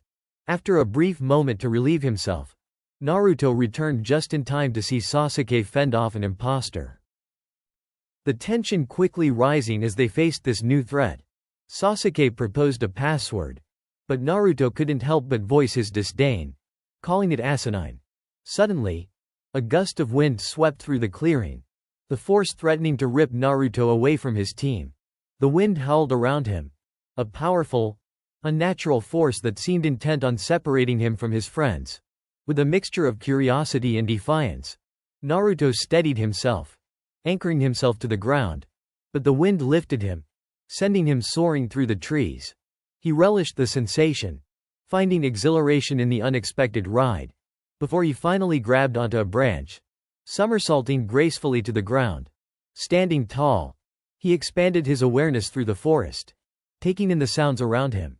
The unmistakable whistle of kunai sliced through the air, a warning of impending danger. As he leapt back to avoid the projectiles, he caught a glimpse of a figure emerging from the shadows, arms outstretched. Decapitating, before the sound ninja could complete his attack, Naruto darted to the side, swiftly wrapping his arms around him and immobilizing him. Recognizing the sound ninja from previous encounters, Naruto leveraged his weight, hoisting the boy off his feet and kicking him towards the female member of their team who was lurking behind. Predicting the approach of the third member of the trio, Naruto reacted instinctively, backflipping just in time to deliver a powerful kick to the mummified ninja's jaw. Unfortunately, the kick merely rattled him, and the ringing from a device on his arm reverberated painfully through Naruto, causing his symbiote to shake violently. Pain surged through him, intensifying as he dropped to his knees, his strength wavering. The three sound nin stood a few feet away, assessing him with a mix of confusion and amusement. The leader, Dosu, caught Naruto's attention first. His head was obscured by bandages, save for his left eye, which gleamed with malice. He wore a lavender shirt with overly long sleeves, giving him an eerie, unsettling appearance. Next was Zaku, the boy Naruto had tossed earlier. His black hair resembled Kakashi's, and two metal plates bordered his jawline. He wore a beige short-sleeve shirt emblazoned with the kanji for death, his forearms covered with tight black cloth, concealing the pipes protruding from his palms. Lastly, there was Kin, the lone female of the trio. Her forehead protector held back her long black hair, and her pale green flak jacket offered a stark contrast to her male teammates. She exuded a confidence that suggested she was more than just a pretty face among them. With a shared glance, the sound nin prepared to strike. Kin initiated the assault, sending Senbon flying towards Naruto, a cacophony of bells tinkling as they whizzed through the air. The distraction was well timed, drawing Naruto's attention even as Zaku unleashed his attack. Decapitating airwaves, he shouted, unleashing a wave of compressed air from the pipes in his palms. Naruto leapt back just in time, barely avoiding the brunt of the attack. Zaku's grin widened as he prepared to follow up. But Naruto remained focused, waiting for Dosu to make his move. Just then, Dosu slammed his melody arm against a nearby tree, channeling his chakra through the vibrations. The very air around Naruto became oppressive, amplifying the sound and sending waves of pain through him. As the ringing overwhelmed him, pieces of his symbiote began to break away, leaving his clothes ragged and torn. Just when Zaku aimed to finish him off with another blast, Naruto managed to leap away, narrowly escaping the worst of the attack, though Kin's Senbon found their mark, sticking into him. Regaining his footing, Naruto analyzed the trio of sound nen. They seemed to share an understanding, their silent communication reflecting their training. Dosu's confidence was palpable, and the tension in the air was almost tangible as they all prepared for the next round. Hiding under the roots of an enormous oak tree was one of the few places Sakura ever expected to find herself. Doubt swept over her as she watched over Sasuke's unconscious body, and she couldn't help but remember what Naruto had told them before his disappearance. "We trust Sasuke to save his own ass when the going gets tough and you to help him in his time of need." How true those words were, Sakura thought. After Naruto had been literally blown away, Orochimaru appeared and proceeded to attack them. Once Sasuke discovered that they stood no chance of winning, he tried to offer the Scroll of Heaven as a trade for their lives. Sakura would never forget the mixture of fear and anger etched on Sasuke's face as he pulled out an obvious fake scroll with Naruto's signature on it. Not that it mattered, as Orochimaru made it clear that he had no interest in the scrolls. Once the snake Sannin finally did leave, Sakura found herself carrying Sasuke to their current hiding spot. After she had laid Sasuke on the earthen ground in a comfortable position and placed a wet rag over his forehead, she proceeded in setting up traps around the perimeter. It was only after she had finished ensuring that she and Sasuke would be fine that Naruto entered her mind. Naruto was right. I took care of Sasuke without even thinking if he was okay or even alive. Is he okay? And if he is, where is he? Sasuke groaned and gritted his teeth. Sweat trickled down his face and Sakura used the rag to wipe away his perspiration. She squeezed the mixture of warm water and sweat from it before damping it with some of the cool water from her canteen. With her rag in a more suitable condition, Sakura placed it once more onto Sasuke's forehead.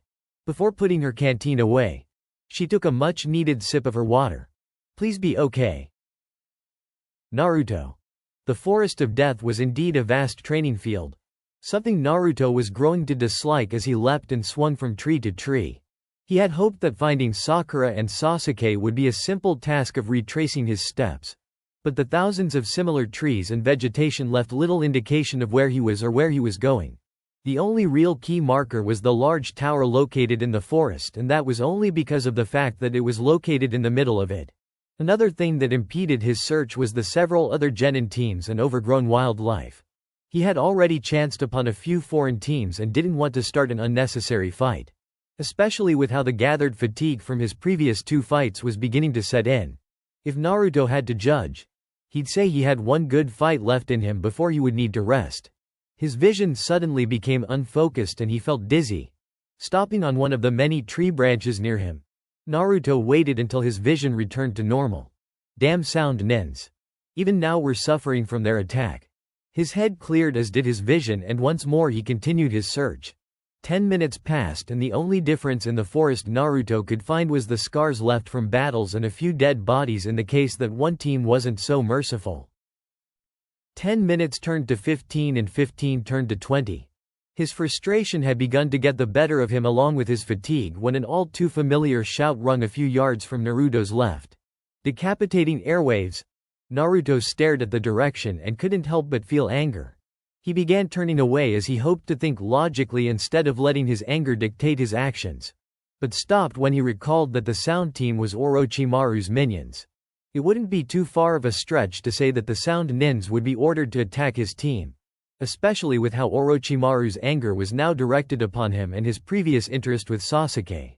We best at least check, Naruto whispered to himself. Landing on a nearby branch, Naruto studied the scene before him. Naruto's only guess was that God decided to smile upon him as he found Team 10 defending Sakura from Dosu and his teammates. A closer look revealed Rock Lee laying unconscious a few feet from Sakura. The fact that his back was facing her was a nice hint that he was protecting her as well. Team 10 had the sound nins distracted, something that Naruto would take full advantage of. He made his way closer to Dosu and prepared his sneak attack. While he stalked across the branches, Naruto couldn't help but notice how still the sound nin was, or the fact that he was mimicking Shikamaru. A better look at the ground cleared that question. Oh, it seems Shikamaru has him ensnared. Well, that just makes things all the easier for us. Naruto thought with a laugh echoing in his mind. Ino had succeeded in using her family's jutsu, invading Kin's mind, and took control. Reaching into Kin's pouch, she retrieved a kunai and placed it at the girl's neck. Alright, if you don't want your teammate killed, you'll give up, Ino threatened. Dosu, who was still trapped in Shikamaru's shadow, merely glanced over at the now possessed Kin, and Zaku looked over confused once he had successfully defended himself from Choji. Neither seemed to care that their teammate was seconds from slicing open her own neck, a fact that made Ino nervous. Hey, you guys listening? Give up now or else, Ino said as she brought the kunai even closer to Kin's neck. Dosu moved his gaze away from Kin and towards Shikamaru, only to move it once again towards Zaku after a few seconds. Do it. Dosu's words caused Zaku to grin and unnerve Shikamaru. Seeing Zaku raise one of his hands and point it towards Kin caused the lazy genin to shout out a futile warning. Ino, watch out, he cursed as he not only watched Kin's body be sent hurtling into a tree, but for his shadow possession to release Dosu as well. The now free sound nin immediately went to charge Shikamaru, but a strong grip on his forearm prevented him from moving. Dosu turned his head to see a grinning Naruto. You again? The shock of seeing Naruto wasn't enough to prevent Dosu from trying to retaliate. He instantly went to strike his melody arm, only to have Naruto grab that arm as well, mimicking the grip of his other arm. Sorry, but we don't intend to let you hurt us again, Naruto said, increasing the strength of his grip to ensure Dosu couldn't escape. Sakura saw Naruto and couldn't help but smile. Thank God. Shikamaru smiled at seeing Naruto as well, but frowned when he saw Zaku point one of his hands toward Naruto. Oh no, you don't, said Shikamaru as he performed his shadow possession jutsu. Zaku's hands suddenly shot up and released two loud blasts of pressure. What the hell? Zaku yelled. Naruto nodded towards Shikamaru. Thanks, Shikamaru. We'll quickly take care of this. Shikamaru nodded and replied through grit teeth. No problem. Just hurry up. It's too troublesome to keep him still. Dosu struggled to break free from Naruto's grip, but found himself lacking the strength to do so. The wicked grin Naruto's mask seemed to make only fueled his attempts to break free. Naruto slammed his head against Dosu's, momentarily stunning him. Have you ever heard the saying, never hurt what you can't kill? We don't plan on making the same mistake, Naruto stated before placing one of his feet against Dosu's chest. And we don't plan on letting you keep these devices, he added. Dosu quickly caught onto Naruto's plan, as did Shikamaru and the others, much to their collective horror. No don't. Naruto didn't know whether it was Dosu who yelled the protest or one of the others, but that didn't matter as the words were quickly replaced by Dosu's agony-filled scream. Too useless. Bloody appendages were dropped from Naruto's hands and he made his way to Dosu's armless form as he flailed around helpless, with blood quickly spraying from the nubs that remained of his arms. Sakura's complexion nearly turned as bone white as the two splinters that jutted from Dosu's nubs. The image before her seemed to burn its way into her mind and she couldn't bring herself to look away. Blood covered much of the ground and was clearly visible on Naruto's hands as small droplets fell from them. Despite the nightmarish picture before her, Sakura wished she could mute out the scream she continued to hear even more. Please just put him out of his misery. Team 10 wasn't faring any better than Sakura. Shikamaru was lucky enough to be too busy holding Zaku in his shadow to focus on Dosu, but his pain-filled screams got to him. Ino had let go of her hold on Kin and returned to her body, hoping that she wouldn't wake up while the sound nin still suffered. Naruto's action seemed to affect Choji most, as his kind heart couldn't handle what he witnessed. Bending over, the Akamichi released his stomach's contents. Surprisingly, the one who seemed least affected by this was Dosu's own teammate, Zaku. The look on his face wasn't of horror or disgust, but surprise. Didn't think any of these tree huggers had it in them, he thought morbidly. Naruto had finally reached Dosu. He simply placed one of his boots on Dosu's throat, slowly adding pressure and choking him. A quick jerk of his foot was all Naruto needed to end the Sound Nin's life and silence him forever. Zaku didn't have much time to think afterwards before Naruto appeared behind him and knocked him out. Luckily for Shikamaru, he had let go of Zaku's shadow just in time for Naruto's balled fist to slam over the pressure point at the back of the Sound Nin's neck. Naruto wasn't allowed to relax despite both Zaku and Kin being unconscious. It wasn't the morbid stares his fellow Leaf Genin were giving, nor was it Lee's teammates watching over them. No, it was the dark chakra that was now floating around the now conscious Sasuke. Following Naruto's gaze, she soon found Sasuke standing a foot or so behind her. She was glad to see that he was awake. But the weird flame-like markings that covered over half of his body and the visible purple chakra unsettled her. "Who did this to you?" Despite the concerned question Sasuke asked. Sakura couldn't help but feel the malice behind it. "The Sound Nin attacked us while you were unconscious. But it is okay. Naruto and the others protected us." At the mention of Naruto's name, Sasuke's anger grew and his focus shifted from Sakura to Naruto. Reaching into one of his pouches, he produced the fake scroll of heaven. "This your idea of prank?" Sasuke growled out. Naruto only returned Sasuke's glare. "What? You angry that your bargaining chip wasn't available?" He proceeded to pull out the real scroll of heaven, an act meant to mock Sasuke. Sasuke's anger rose and he threw the fake scroll at Naruto. The fake scroll was batted away and Naruto leapt to the side in time to dodge Sasuke's rushed kick. "Never thought we'd use the last of our strength to defend ourselves from Sasuke," thought Naruto as he fought back. Sakura watched in confusion and fear as her two teammates fought. It just seemed like no matter what happened, something horrible seemed to follow. Naruto showed up to protect her, only to traumatize her with one of the goriest kills she'd ever seen. And Sasuke woke up only to be surrounded by a chakra that disturbed her and had even begun fighting Naruto.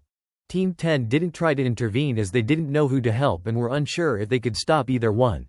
Sasuke was sent flying thanks to a hook from Naruto. Instead of his back slamming into the tree, he flipped himself over and used it as a springboard. Kicking off the tree, Sasuke launched himself above Naruto and began a series of hand seals. "He's stronger and faster than before," Naruto thought to himself. A large intake of air from Sasuke warned Naruto of the fire jutsu coming. Unfortunately, he had been prepared for a large fireball, not the multiple fire blasts that exploded forth. Explosions littered the forest floor around Naruto and a pained cry filled the air. Smoke slowly cleared, and Naruto stood amongst the burnt earth. Half of the clothes on his upper body were burnt off. His mask gave way to reveal the right side of his face, showing his long-forgotten whisker marks, and the matching side of his jacket and shirt were now replaced by the burnt skin of his pectoral and arm. The blinding pain Naruto felt was easily ignored in place of the anger that coursed through him. Sasuke and Naruto stared each other down once more, waiting for any signal to let loose the pent-up rage both had for the other. Finally the two dashed towards each other with the intent to end each other. Mere inches away from each other, both seemed frozen and unsure. Their hands were pulled back and ready to strike, but the pink-haired girl between them prevented either from finishing their attack. Sakura's soft hands pressed against both teens' chest and they looked at her face to see the tears spill from her eyes. "Please. Just please stop fighting," she begged weakly. Naruto hesitated for a few seconds before dropping his fist and walking over to Dosu's corpse. Sasuke simply stood stunned, unsure of what happened. Relief filled Sakura when she saw that Naruto wasn't continuing the fight and that the dark chakra and odd marks began to fade from Sasuke. Rummaging through Dosu's supplies, Naruto found the scroll of earth. Pocketing the scroll, Naruto walked over to the hollow Sakura had used before to hide in and slowly let his body fall and relax on the cool earth. "Sakura!" Naruto yelled out. Hearing her name called, she turned her attention over to Naruto and panicked when she saw his prone form. Rushing over, she kneeled next to him and rested a hand on his side, being careful to not put too much pressure on his burnt skin. "You okay, Naruto?" she asked with genuine concern. Naruto didn't look up but he did nod. "We need you to use any ninja wire we have and restrain the remaining Sound Nins. They work for Orochimaru. We need to take them to the Hokage." The seriousness in Naruto's voice told her to do as he asked without question. But the exhaustion that echoed from him only fueled her concern. Are you sure you're okay? Yes, Sakura. We just need to rest. Please tell Shikamaru we said thanks. Naruto replied. 2 days later, after 2 days of recuperation, both Naruto and Sasuke felt prepared to resume their fight in the Chunin exams. While Naruto's recovery was swift, thanks to the regenerative properties of his symbiote, Sasuke's condition was hampered by the lingering effects of his curse mark. The seal had made chakra molding a daunting task, leaving him prone to sudden fits of pain. However, once Sasuke felt confident enough to rejoin the fray, Team 7 set out toward the tower to complete the second segment of the exams. Naruto took charge of transporting their captives, Zaku and Kin, slung over his shoulders. Utilizing the tendrils of his symbiote, he bound their limbs securely, ensuring they wouldn't escape. The symbiote had also regenerated to the point where Naruto's clothes were restored, a detail that did not escape the notice of his teammates. When questioned about how his attire had returned to normal, he fabricated a story about having storage seals for spare clothing, hoping to sidestep any further inquiries. The journey through the dense forest stretched on, and Naruto's eagerness to reach the tower clashed with Sakura's caution. With both heaven and earth scrolls in their possession, she insisted they take their time and avoid rushing into danger, making themselves easy targets for any lurking enemies. As Team 7 finally arrived at their destination, a foreboding riddle was inscribed on one wall of the chamber they entered, hinting at the trials that lay ahead. In a bold move, Team 7 decided to risk disqualification by opening both scrolls, which led to the summoning of someone Naruto had not anticipated. "Iruka?" he exclaimed, his voice tinged with surprise as the familiar Chunin teacher appeared before them. Iruka's smile faltered as he assessed the situation, particularly the sight of Zaku and Kin bound and at Naruto's mercy. "I don't think you're allowed to take prisoners, Naruto," he said with a teasing tone, but there was an underlying seriousness in his gaze. Naruto shook his head, a gravity settling over him. "They work for Orochimaru." The mere mention of Orochimaru caused Iruka's expression to shift to one of concern. He stepped closer, lowering his voice. "I heard he's been spotted here in Konoha, but I didn't realize he had sent his nin to infiltrate our exams. I take it you'll want to see the Hokage?" Naruto nodded, adjusting Kin's weight on his shoulder. Meanwhile, Hiruzen Sarutobi, the Hokage, felt the weight of his years pressing down on him. An S-ranked ninja was turning Konoha into his personal playground. And worse, this enemy was his former student. For now, he could only feel relief that Naruto and Enko had returned alive and that nothing worse had occurred. Taking a deep drag from his pipe, he exhaled slowly, letting the smoke curl into the air as he turned his attention to Team 7 and the others present in the room. Kakashi stood protectively behind his students, while Iruka and Enko waited at the side, tension palpable in the air. "Thank you for the information you've provided," Hiruzen began, his voice steady. "Kakashi, I need you to place a counter seal over Sasuke's curse mark. I would have Jiraiya handle it, but he's unavailable at the moment." Kakashi nodded and placed a reassuring hand on Sasuke's shoulder, then vanished in a swirl of leaves, off to perform the countermeasure. Turning to Iruka, the Hokage continued, "I'd like you and Ms. Haruno to wait outside. There's something I want to discuss with Enko and Naruto privately." Iruka complied, ushering Sakura out of the room. As he closed the door behind them, a faint hum of seals activated, presumably to muffle any sounds escaping the office. Outside, the two stood in silence, waiting for Naruto to finish his meeting. "Iruka-sensei," Sakura whispered, her voice trembling. "Yes, Sakura?" Iruka replied, casting her a curious glance. Sakura opened her mouth to speak, but no words emerged. She bit her lip, gathering her thoughts. What have we gotten ourselves into? Don't dwell too much on Orochimaru. You and the others did nothing to pull yourselves into this. That's not what I'm talking about," Sakura interrupted, her voice barely above a whisper. Iruka furrowed his brow. Confusion etched on his face until understanding dawned on him. He placed a gentle hand on her shoulder, feeling her shuddering beneath his touch. "I had hoped my students wouldn't have to face this harsh reality of a ninja's life for a bit longer," Iruka admitted, sorrow lacing his tone. Sakura shook her head vehemently. Naruto. He ripped that sound ninja apart, right before our eyes. I didn't even kill him, and yet I'm haunted by his screams. How could Naruto do that and seem completely unfazed? I don't know. Iruka replied softly. Naruto has been an enigma to me ever since I've known him. His life has been harder than most orphans, which could explain his resilience. Perhaps he's had to take a life before to survive. Or maybe he's just burying those feelings where no one can see.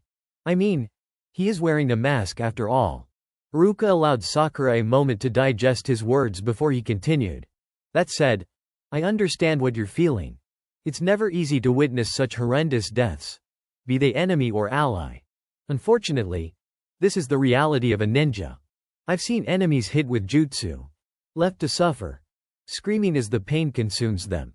I once had a near miss with a wind jutsu. Never saw it coming until someone pushed me out of the way. Watching a comrade's body get shredded apart by slashes is an image I hope to never relive. Sakura squeezed her eyes shut, trying to expel the gruesome images from her mind. What am I supposed to do about Naruto? I haven't been able to speak to him without addressing the team as a whole.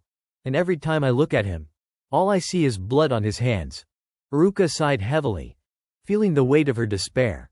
I don't have the answers you seek. But I should tell you that Naruto will likely see the blood on his hands far more clearly than you do. Whatever compelled him to kill in such a way doesn't change the reality of what he's done. He'll carry that burden, and sadly, there will be many more like it, both for Naruto and for you. Sakura's eyes widened, absorbing this sobering reality. Instead of clinging to denial, she fell silent, contemplating the truth in Iruka's words. Inside the office, there's a lot at stake, and Orochimaru appears to be at the center of everything, Naruto stated, his brow furrowing with concern. Hiruzen nodded, puffing thoughtfully on his pipe. With the sound nin taking orders from Orochimaru, it's safe to assume he's the leader of Atto, wielding their entire army. But that doesn't explain why he marked Sasuke with the curse mark. Orochimaru wouldn't return just for Sasuke. Especially not now, with our security heightened. Little is known about Atto, but they lack the resources to mount a successful attack on Konoha. Maybe he has more than just an army, Naruto suggested, reaching into his jacket and retrieving a slightly charred card. Thank goodness Sasuke's fire jutsu didn't ruin it entirely, Naruto thought as he handed the card to the Hokage. Hiruzen scrutinized the card for several seconds, and comprehension dawned on him. There's no way he should know all of this. We thought the same, Naruto affirmed. Since meeting Kabuto, we haven't been able to trust him. His demeanor and comments indicate he's much more than he pretends to be. Anko chimed in, her eyes narrowing in recognition. Kabuto Yakushi. I remember his name. He's the medic that the Jonin brought to our village from a battle years ago. His record seems ordinary, nothing noteworthy. But if he's a spy, that would explain a lot. Hiruzen shook his head, disbelief etched across his features. A spy within our midst. This would account for how Orochimaru slipped past our patrols. Hopefully, the two sound nin we captured will provide more information. We should ensure they're under heavy guard. We can't afford for them to be silenced under our watch, Naruto urged. Brat's got a point, Anko agreed, her tone serious. Orochimaru won't let them live easily. Hiruzen nodded. True? I'll assign additional Anbu to keep watch over them. What about Kabuto? We can't allow a spy to roam freely, Naruto pressed, urgency creeping into his voice.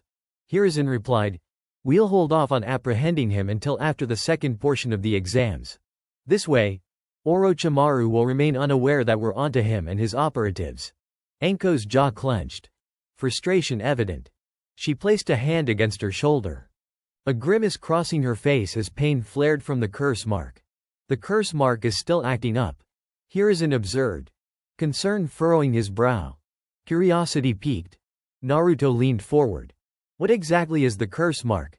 The Hokage paused, contemplating the best way to explain. I'll admit, I don't have all the answers. What I can tell you is that the curse mark is a forbidden technique. It amplifies the chakra of the recipient but comes at a great cost. Sasuke has already shown signs of succumbing to its influence. It's only a matter of time before Orochimaru makes his move. Anko stepped forward, a determined glint in her eyes. If you don't mind, I'd like to accompany you both. I have my own vendetta against Orochimaru, and I won't let him take Sasuke without a fight. Hiruzen sighed heavily. I can't condone that course of action. You're still too weak from the last time you faced him. And yet here I stand, ready for a second chance. Anko retorted. I may not be an S-rank ninja yet, but I can still hold my own. Naruto watched the exchange with an intensity that rivaled the tension in the room. He remembered well the feeling of powerlessness, of standing aside as others fought for him. He couldn't allow that to happen to his friend. I'll fight with you, he declared, his voice resolute. If you're serious about this, we can put a stop to him together. Hiruzen's eyebrows shot up in surprise. Naruto, you need to focus on the exams. I know, Naruto interjected. But what good are exams if we're all dead? I'm done letting people dictate my life. Indeed, Anko nodded, a fierce pride welling in her heart. Besides, if we find a way to remove the curse mark, we can even the odds. Hiruzen studied the two, weighing their determination against the risks. The clock was ticking. Very well. We'll proceed with caution. But you must both promise to prioritize your safety above all else. Naruto and Anko exchanged determined glances, resolute in their mission to protect their friends and confront the very real threat of Orochimaru looming in the shadows. 2 days later, Naruto stood in a vast chamber, surrounded by 20 other genin, each one filled with a mix of anticipation and anxiety. The room was filled with a palpable tension, as all eyes were fixed on the figure of the Hokage, flanked by a cadre of high-ranking officials and observers. Behind the Hokage, 2 imposing statues of mesh-covered arms formed a hand sign, towering over the assembly like silent sentinels. The Hokage began his address, his voice steady and commanding as he explained the true significance of the Chunin exams. He elaborated on their purpose, how they were designed to foster peace and cooperation among the shinobi villages, ostensibly serving as a deterrent to war. Yet, as he spoke, Naruto found his attention drifting. Instead of fully absorbing the Hokage's words, he began to study his surroundings, taking in the details of the arena that would soon become the stage for their trials. The circular floor beneath him was a patchwork of cracks and scuff marks, evidence of countless battles fought in this very place. An upper level encircled the arena, its edges protected by a series of sturdy rails. It dawned on Naruto, through the Hokage's earlier advice and his own observations, that they stood in an arena designed for combat. As murmurs of excitement and nervous chatter filled the air, Naruto caught snippets of conversation among the other genin. The mention of a preliminary round piqued his interest, and a grin spread across his face at the thought of one-on-one combat. He could feel the thrill of battle coursing through his veins. Suddenly, a frail-looking man stepped forward to take over from the Hokage. His name was Hayate, the new examiner. Coughing violently, he introduced himself and explained the purpose of the preliminary round, which served to weed out those who were unprepared for the challenges ahead. He then posed a question that made the atmosphere grow tense. If you don't believe you can continue with the exams, let us know now before we start. His voice was hoarse but authoritative. Naruto watched as a familiar figure, Kabuto, raised his hand and voiced his decision to withdraw. Sorry, but I don't think I can continue. Hayate marked him off a list, acknowledging his choice. Are there any more that would like to quit? He prompted, his voice echoing through the arena. The genin began to murmur amongst themselves, the tension thickening in the air. Nearby, Naruto noticed Sakura trying to convince Sasuke to forfeit due to the curse mark he bore, a mark that filled her with concern. This is the one time I can test myself and see where I stand in the world, Sasuke insisted, his voice firm and unwavering. I've told you before, I'm an avenger. If you take this away from me, I wouldn't forgive even you. Sakura's eyes widened in response to his seriousness, and she relented, her worry morphing into silent prayer for his safety. With Kabuto gone and no other challengers willing to withdraw, Hayate called for the preliminaries to begin. If everyone will leave the arena, we will start. The genin shuffled up a set of stairs, and soon their Jonin sensei joined them, offering words of encouragement and advice. Questions buzzed among the young shinobi about how the opponents would be chosen. But their inquiries were swiftly answered when a large flat screen descended from the ceiling. Names flickered rapidly across the screen before stopping abruptly. Sasuke Uchiha vs. Kiba Inuzuka. The announcer's voice boomed, echoing through the chamber. Kiba's excited yell reverberated off the walls as he jumped down into the arena, his faithful dog Akamaru by his side. Sasuke followed, landing gracefully on the opposite side. Naruto felt a twinge of disappointment as he watched Kiba's burnt body being carried out on a gurney, Akamaru trailing closely behind. Kiba had insisted on facing Sasuke alone, sending his loyal companion away to prove his worth. The match had begun with a fierce exchange of punches and kicks. Sasuke's eyes burned with the activation of his Sharingan, the two tomos swirling ominously. With his heightened perception, Sasuke began to anticipate Kiba's movements, gaining the upper hand in their taijutsu skirmish. Realizing he was outmatched, Kiba retreated momentarily, only for Sasuke to hurl several kunai and shuriken in swift succession.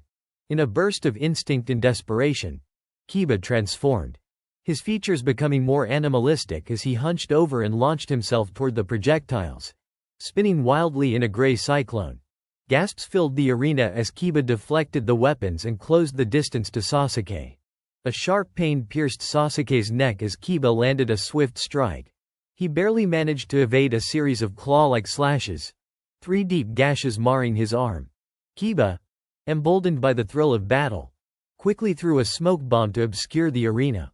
Clouds of smoke enveloped them, shrouding both participants from the view of the spectators. Yet, the smoke did little to hinder Kiba, whose keen sense of smell guided him toward Sasuke. Meanwhile, Sasuke had to rely on his acute hearing, narrowly dodging Kiba's ferocious assault. When the smoke finally cleared, Sasuke stood, his body marred with claw marks. Confident and unyielding, Kiba did not throw another smoke bomb but charged again. Sasuke, sensing an opening, performed a series of hand seals before springing aside. He gritted his teeth against the throbbing pain from his curse mark, unleashing a fireball that engulfed Kiba in flames. Kiba rolled on the ground, desperately trying to extinguish the fire that seared his body. A painful cry escaped him as he struggled to rise, but he ultimately collapsed back onto the ground, defeated. Hayate stepped forward, his voice steady as he declared, "Sasuke Uchiha is the winner."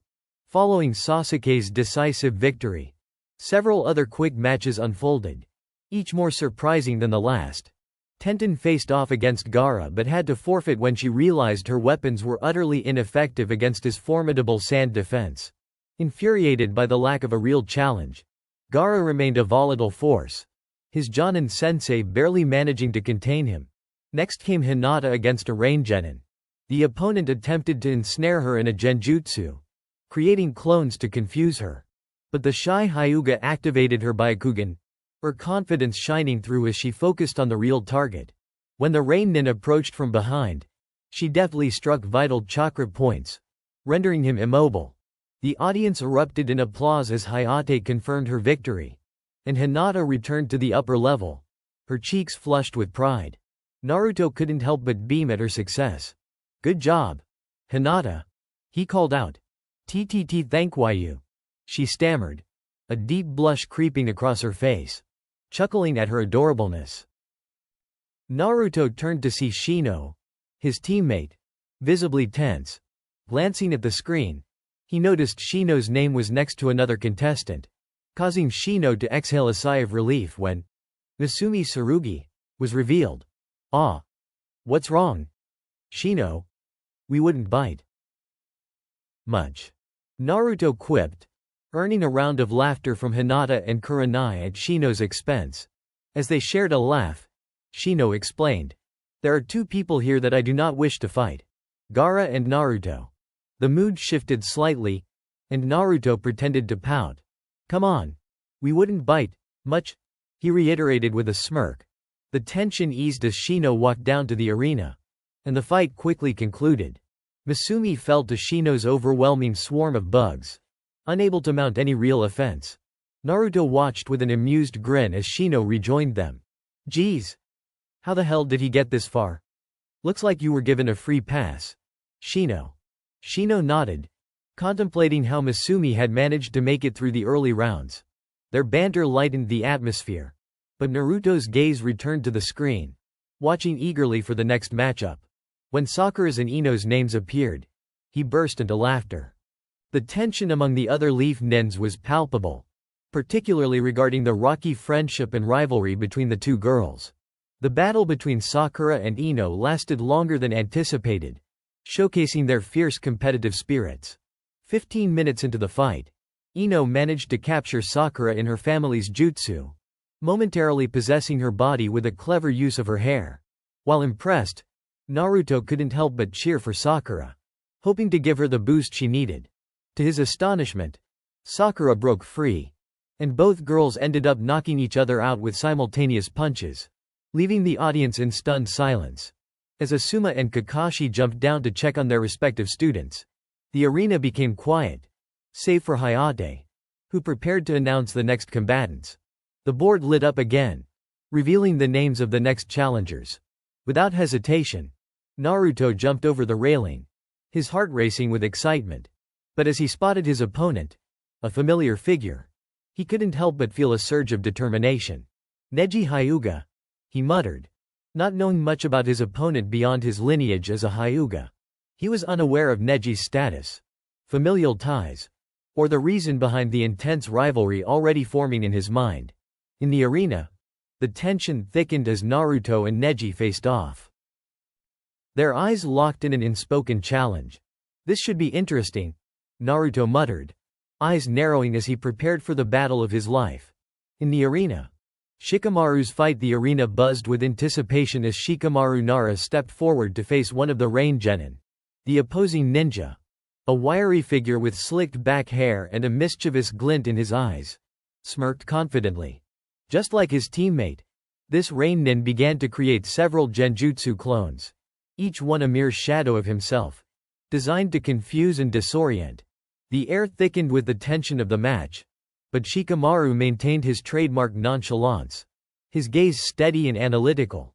He had studied the Nara clan's techniques, known for their mastery of shadows, and he was determined not to let the deception work on him. As the clones darted around him, he slipped into a mental state of calm, evaluating his surroundings. One of the clones lunged toward him, its movements exaggerated for dramatic effect. Instead of reacting, Shikamaru watched closely, his mind whirring as he calculated his next move. The Rain Nin was clever. He used the shadows cast by the clones to hide himself, melding into the darkness, ready to strike when Shikamaru least expected it. But anyone who knew about the Nara clan and their abilities would have known better than to underestimate Shikamaru. He smirked slightly, sensing the presence of the real ninja lurking just beyond the edge of his perception. With a flick of his wrist, he activated his shadow manipulation jutsu, extending a shadow toward the original Rain Nin, trapping him in place. In an instant, the Rain Ninja realized his predicament, his confident smirk fading into horror as he was ensnared by Shikamaru's shadow. Shikamaru stepped forward, his expression cool and collected. "What was it you were planning?" he asked casually, as if engaged in idle conversation. "Did you think you could hide from me?" With a swift motion, Shikamaru propelled his opponent toward the arena wall, the thud echoing through the arena as the Rain Nin's head slammed against the hard surface. The force of the impact was enough to leave the opponent dazed, his confidence shattered like glass. Hayate, the examiner, stepped forward and declared, "Shikamaru Nara is the winner." With a slight sigh of relief, Shikamaru retreated from the arena, his mind already wandering to the next match and the strategies he could employ in future battles.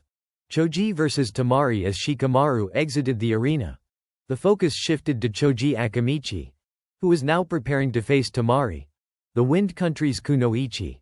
Choji stood opposite Tamari, his large frame contrasting with her slender figure. The wind whistled softly as Tamari unfurled her fan, a dangerous glint in her eye. Naruto watched intently from the sidelines, his arms crossed as he leaned forward, brimming with anticipation.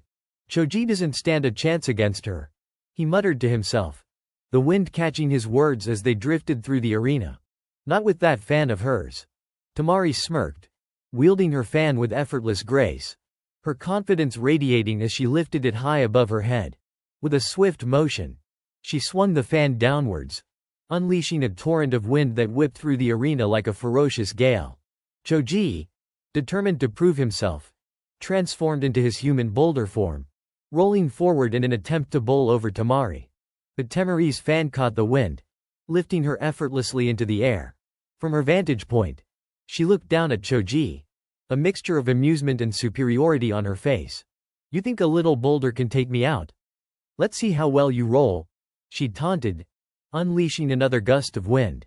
The tornado whipped around Choji, lifting him off the ground and tossing him about like a rag doll. Each gust sliced against his skin, leaving angry red marks as he struggled to regain control. Tamari hovered above, unscathed and untouched, a picture of composure amidst the chaos, as Choji reverted back to his normal form. Gasping for breath, Tamari swung her fan once more, the resulting cyclone slashing through the air with deadly precision. The attack caught Choji off guard, sending him sprawling to the ground in a heap. "Give up yet?" Tamari called down, her voice a mix of challenge and playfulness. With no choice left, Choji nodded, utterly defeated. Hayate stepped forward, waving his hand to signify the end of the match. "Tamari is the winner," as the audience erupted into cheers. Choji was carried off the arena floor, battered and bruised but still holding onto a glimmer of pride. He had given it his all, but today, it just wasn't enough. Lee's battle against Kabuto's teammate next up was Rock Lee, who stepped into the arena with a fiery determination that lit up his features. His opponent, one of Kabuto's teammates, appeared unperturbed, a sly smile on his lips as he prepared to fight. Lee's reputation as a taijutsu specialist preceded him, but this opponent had a trick up his sleeve.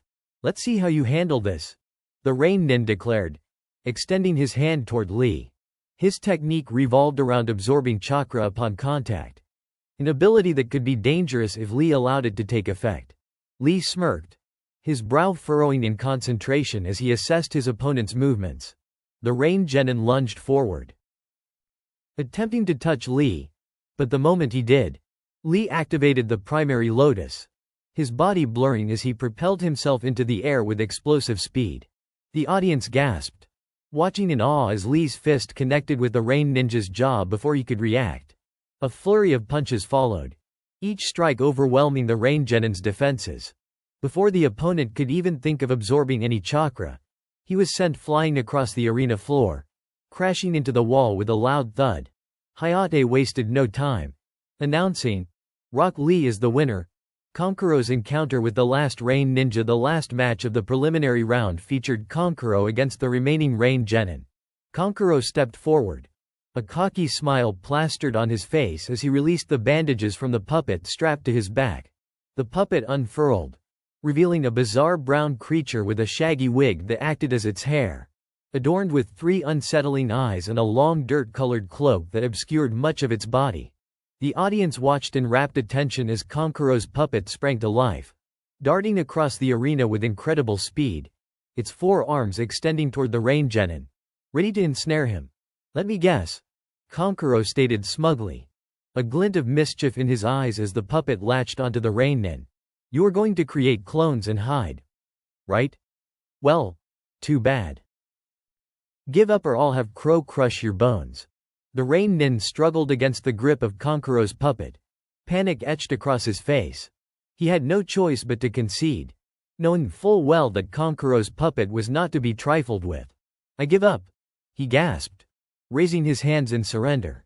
Hayate nodded, stepping forward to confirm, "Konkuro is the winner." The audience erupted in cheers, acknowledging Konkuro's impressive display of skill and strategy. Conclusion of the preliminary rounds. As the Hokage and the other examiners approached the center of the arena, they signaled for the winners to step forward. The atmosphere buzzed with excitement and anticipation, the roar of the crowd echoing throughout the stadium. A week later, Naruto's search for a sensei. A week had passed since the intense preliminaries, and Naruto traversed the bustling streets of Konoha, his mind set on finding a sensei. The Hokage had informed the participants that they would have a month to rest and prepare for the third and final part of the Chunin exams. An opportunity Naruto intended to seize. As he walked, memories of the previous battles replayed in his mind. Particularly how Choji had struggled against Temari. He remembered the way Shikamaru had outsmarted his opponent and how Lee had showcased his unyielding spirit. Each match ignited a fire within him, and he felt a growing determination to train harder. Suddenly, Anko Mitarashi appeared before him, a wicked grin on her face as she beckoned the genin forward. "All right, everyone, reach into this box and draw a number," she announced, her voice playful yet commanding. Naruto paid little attention to the numbers being drawn, his focus instead shifting to Anko herself, admiring her curves as she moved about. She caught his gaze and shot him a playful glare as he prepared to draw.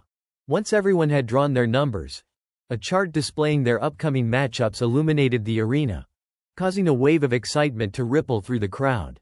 Naruto snickered upon realizing he would face Lee, the very ninja who had beaten Sasuke.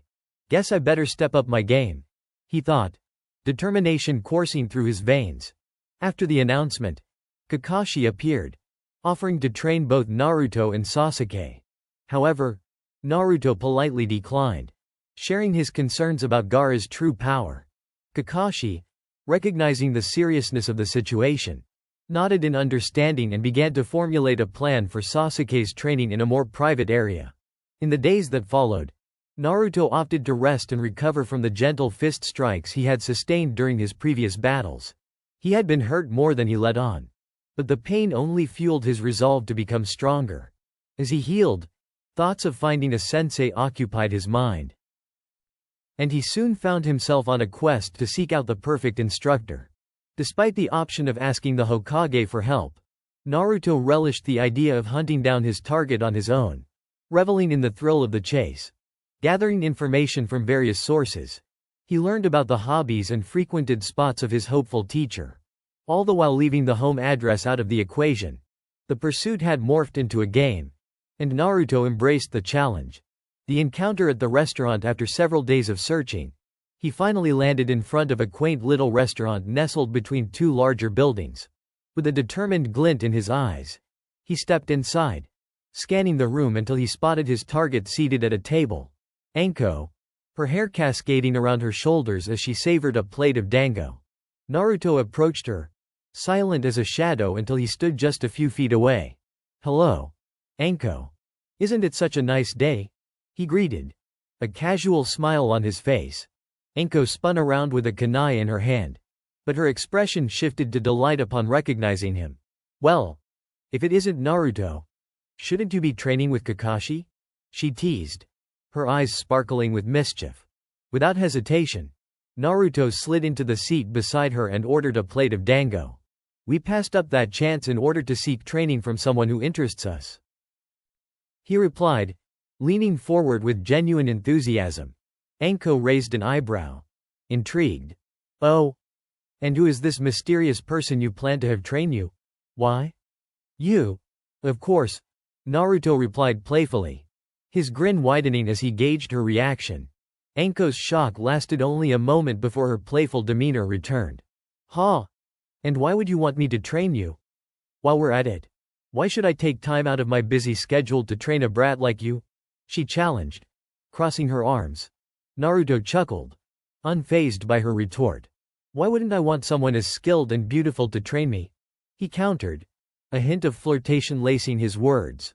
"Flattery will only get you so far, brat," she replied, a smirk playing on her lips.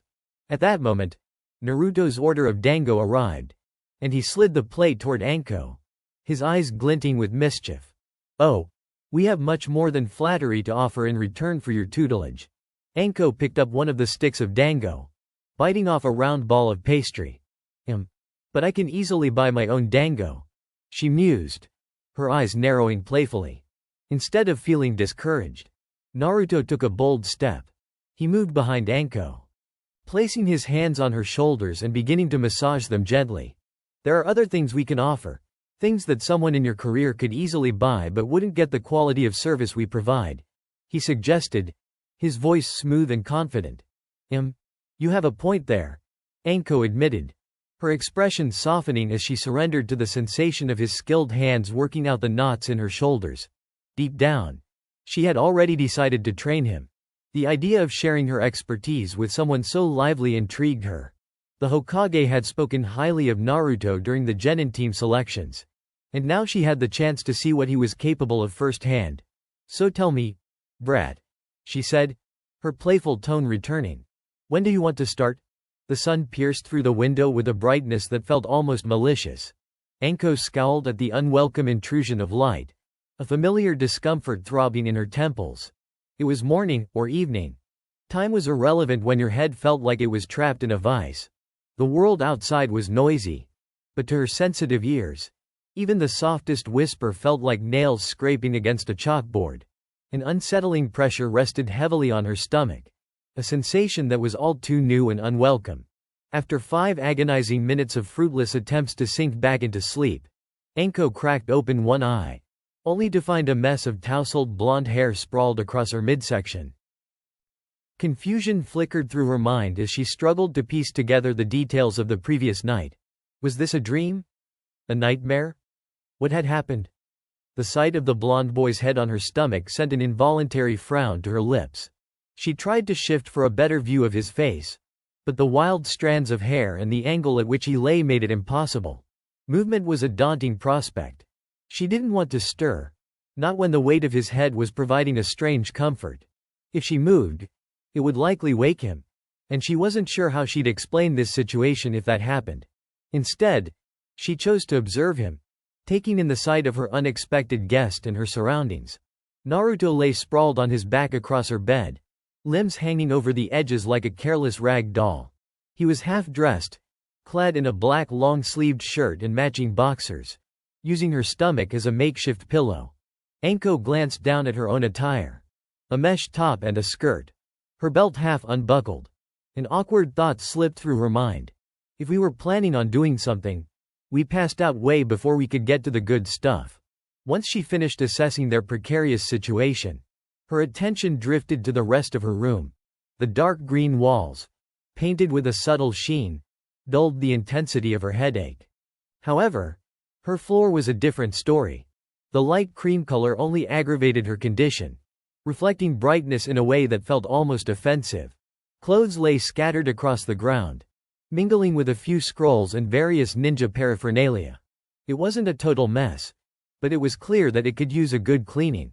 She assumed the knocked-over lamp beside her drawer was a casualty from their drunken journey to the bed last night. As if sensing her gaze, Naruto shifted, turning his head toward the valley of her chest. This new angle allowed Anko a clearer view of his face, albeit partially obscured by the wild spikes of his hair. She hesitated, but an instinctive urge compelled her to brush a few strands aside. Seeing Naruto's face stirred a strange warmth in her chest. It reassured her that the person lying next to her was not some random stranger she'd drunkenly invited home, but rather someone she had come to like over the past few weeks. His carefree demeanor and "I don't give a damn" attitude resonated with her own spirit. Training with him had provided her with an unexpected clarity, a glimpse into what the Hokage had seen in him. While a Uchiha could replicate a jutsu with a mere glance, Naruto was a different beast altogether. He had a knack for learning, a trait that quickly became apparent during their training sessions. It took him only a week to master everything she'd taught him, and instead of stopping there, he had delved deeper, experimenting with the techniques and exploring applications she had never considered. What surprised her even more was his commitment to his physical training. Watching him, she had ventured to his home, where she found a surprisingly tidy space. To her astonishment, he had transformed his bedroom into a workout area, using his couch as a makeshift bed. Weightlifting equipment cluttered the room, and she could see why he had built up muscles that were rare for a teen his age. At the end of each grueling training session, he kept his promise. A plate of dango, a soothing massage for her aching back and shoulders, and, most importantly, the joy of his company awaited her every day. Naruto was unique, a breath of fresh air in her often monotonous life. She had her share of friends, mostly coworkers or women her age burdened with their own stresses. With Naruto, there were no expectations or stories of boredom. It was just simple companionship that allowed her to relax. A groan from Naruto snapped her from her thoughts, signaling that he was beginning to stir as well. She studied him intently, a glimmer of mischief lighting her eyes as she pondered his likely reaction to their unconventional morning. Throbbing pain. It was the first sensation that clawed at Naruto's consciousness. The sun blazed mercilessly through his eyelids, forcing him to scrunch his face in discomfort. As he reluctantly opened his eyes, he was met with the curious sight of Anko's chest, her silhouette framed by the light. The moment his brain registered that he was not in his own home but rather lying on top of someone, panic surged through him. His eyes darted around the unfamiliar room, landing on Anko's face, the playful smile on her lips igniting a wave of embarrassment. He scrambled to his feet just in time to evade her grasp, but the sudden movement brought a fresh wave of pain crashing down upon him. Both of them clutched their heads, groaning in unison as the hangover slammed into them with renewed vigor. Stumbling slightly, Naruto made a beeline for the nearest bathroom while Anko headed toward the kitchen. Once inside, he rummaged through her medicine cabinet, squinting against the light and the headache that felt like it was splitting his skull. The various over-the-counter medicines blurred together, and the voice of his symbiote grumbled angrily in the back of his mind, berating him for the previous night's choices. Finding no single remedy that could alleviate his throbbing head, he settled for a small white bottle of aspirin and swallowed 2 of the pills dry. It wouldn't cure his hangover, but it was a start. As he waited for the effects to kick in, his thoughts drifted back to the events of last night. Nothing had happened between him and Anko. That much was evident from his attire. The fact that he was only half-dressed convinced him that he had at least retained enough sense to keep some clothing on. Anko not killing him in his sleep was another comforting assurance. He returned to the living area, letting a sliver of his symbiote slip through the crack of the door to check on Anko's whereabouts. Finding her absent from her bedroom, he took a moment to command his suit to add a pair of pants, then ventured into the kitchen to raid the fridge for ingredients. He mixed them together, creating a concoction he hoped would work as a makeshift hangover cure. With his mystery brew in hand, he made his way to the living room and found Anko draped across her couch, engrossed in a program on her TV. If she had questions about where he found his pants, she kept them to herself. Instead, she regarded the vibrant red liquid in his cup with an eyebrow raised in skepticism. "What the hell is that?" she asked bluntly.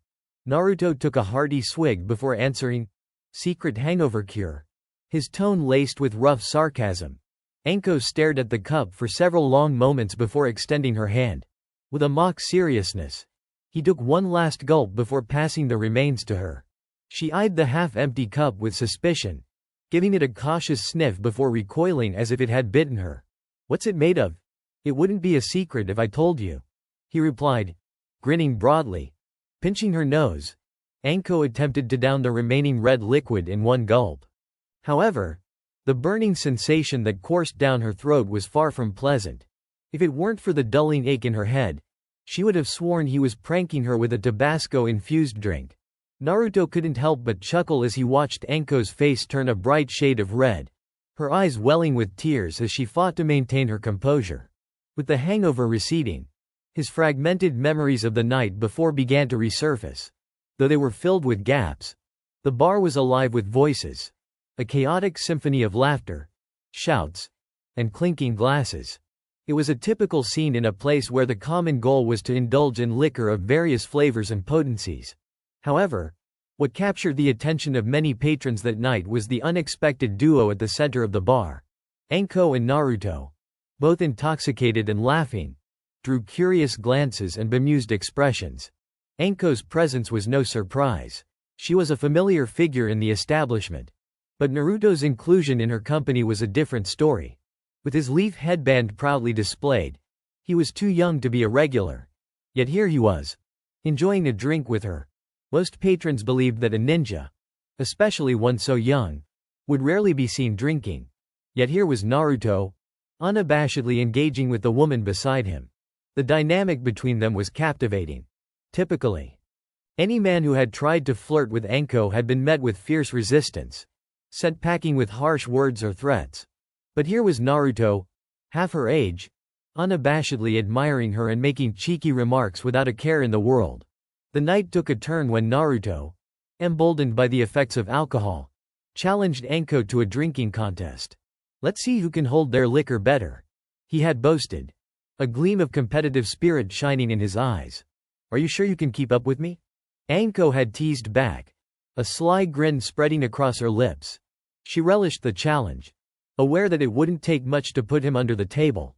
But there was something about his determination that sparked a competitive fire within her. The two spent the next hour downing shot after shot, laughter echoing through the air as they toasted to various absurdities. At some point, Anko had declared she could outdrink any ninja in the village, and Naruto had retorted that he could outlast her because he was a ninja of the highest caliber. Their banter flowed easily, with each jest met with increasingly wild declarations of strength and prowess. As the drinks piled up, so did their reckless abandon. Anko remembered dancing on the bar, her laughter infectious as she tried to convince Naruto to join her. His attempts to mirror her antics were clumsy but earnest, a contrast to the confidence she exuded. In a blur of laughter and camaraderie, the two began to share stories, bonding over their shared experiences as ninjas. The boundaries of age and rank melted away as they found themselves lost in conversation. He spoke of his dreams and ambitions, his unwavering determination to become Hokage someday. Anko, in turn, shared her tales of past missions and her unquenchable thirst for freedom. Her heart laid bare in a way she hadn't expected. Then, somewhere between the fifth and sixth round of drinks, the conversation took a turn. Naruto, emboldened by the alcohol and the warmth of Anko's presence, had leaned closer, a serious expression settling on his face. You know, I admire you. You're not afraid to be who you are. I wish I could be more like that.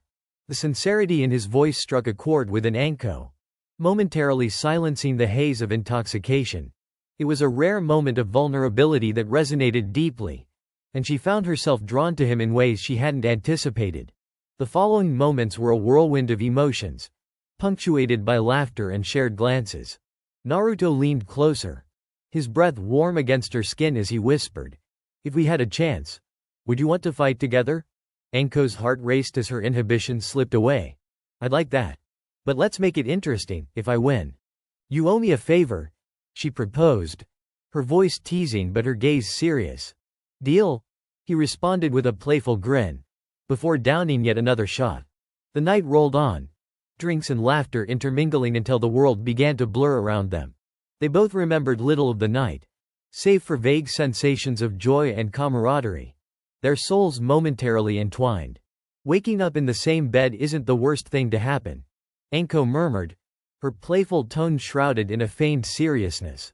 The moment she caught the look on Naruto's face, a bemused expression of utter disbelief, she couldn't help but burst into laughter. It was infectious, and soon they both found themselves caught in a fit of giggles, the morning light somehow seeming less hostile. "Well, at least we didn't make it to the real fun part," Naruto added, his cheeks tinged with a deep blush as he avoided her gaze, his mind conjuring images of what might have transpired had they not passed out. "Maybe next time," Anko shot back, her grin devilish and playful. "But let's not drink quite so much. Okay?" With a newfound understanding between them, the embarrassment from the night before slowly faded into the background, replaced by the warmth of their connection. After all, even a hangover could lead to something unexpectedly beautiful. 2 days later, the stadium, packed to the brim with spectators, buzzed with excitement and anticipation. Yet Anko couldn't shake the unsettling quiet that enveloped the arena. Rows upon rows of spectators filled the seats, their faces a kaleidoscope of expressions. Yet their voices, typically boisterous and lively, were subdued, creating an odd atmosphere for such an event. Anko found it peculiar. The final round of the Chunin exams hadn't even begun, yet the chatter felt like a distant hum, barely piercing the thick tension in the air. As she shifted in her seat, contemplating the strange ambiance, a familiar voice broke through her thoughts. "I didn't think you would be here, Anko," came Kurenai's gentle, yet inquisitive tone. Turning to her side, Anko spotted Kurenai and her student, Kiba, making their way toward the empty seats beside her. Kiba, bandages still wrapped around various injuries from his previous match, walked with a slight limp, his hood shielding his head and hair from the sun's glare. a remnant of Sasuke's earlier fiery jutsu. Yeah. Well, Anko shrugged with a smirk. I really didn't plan on attending. But my student asked me to babysit his friend.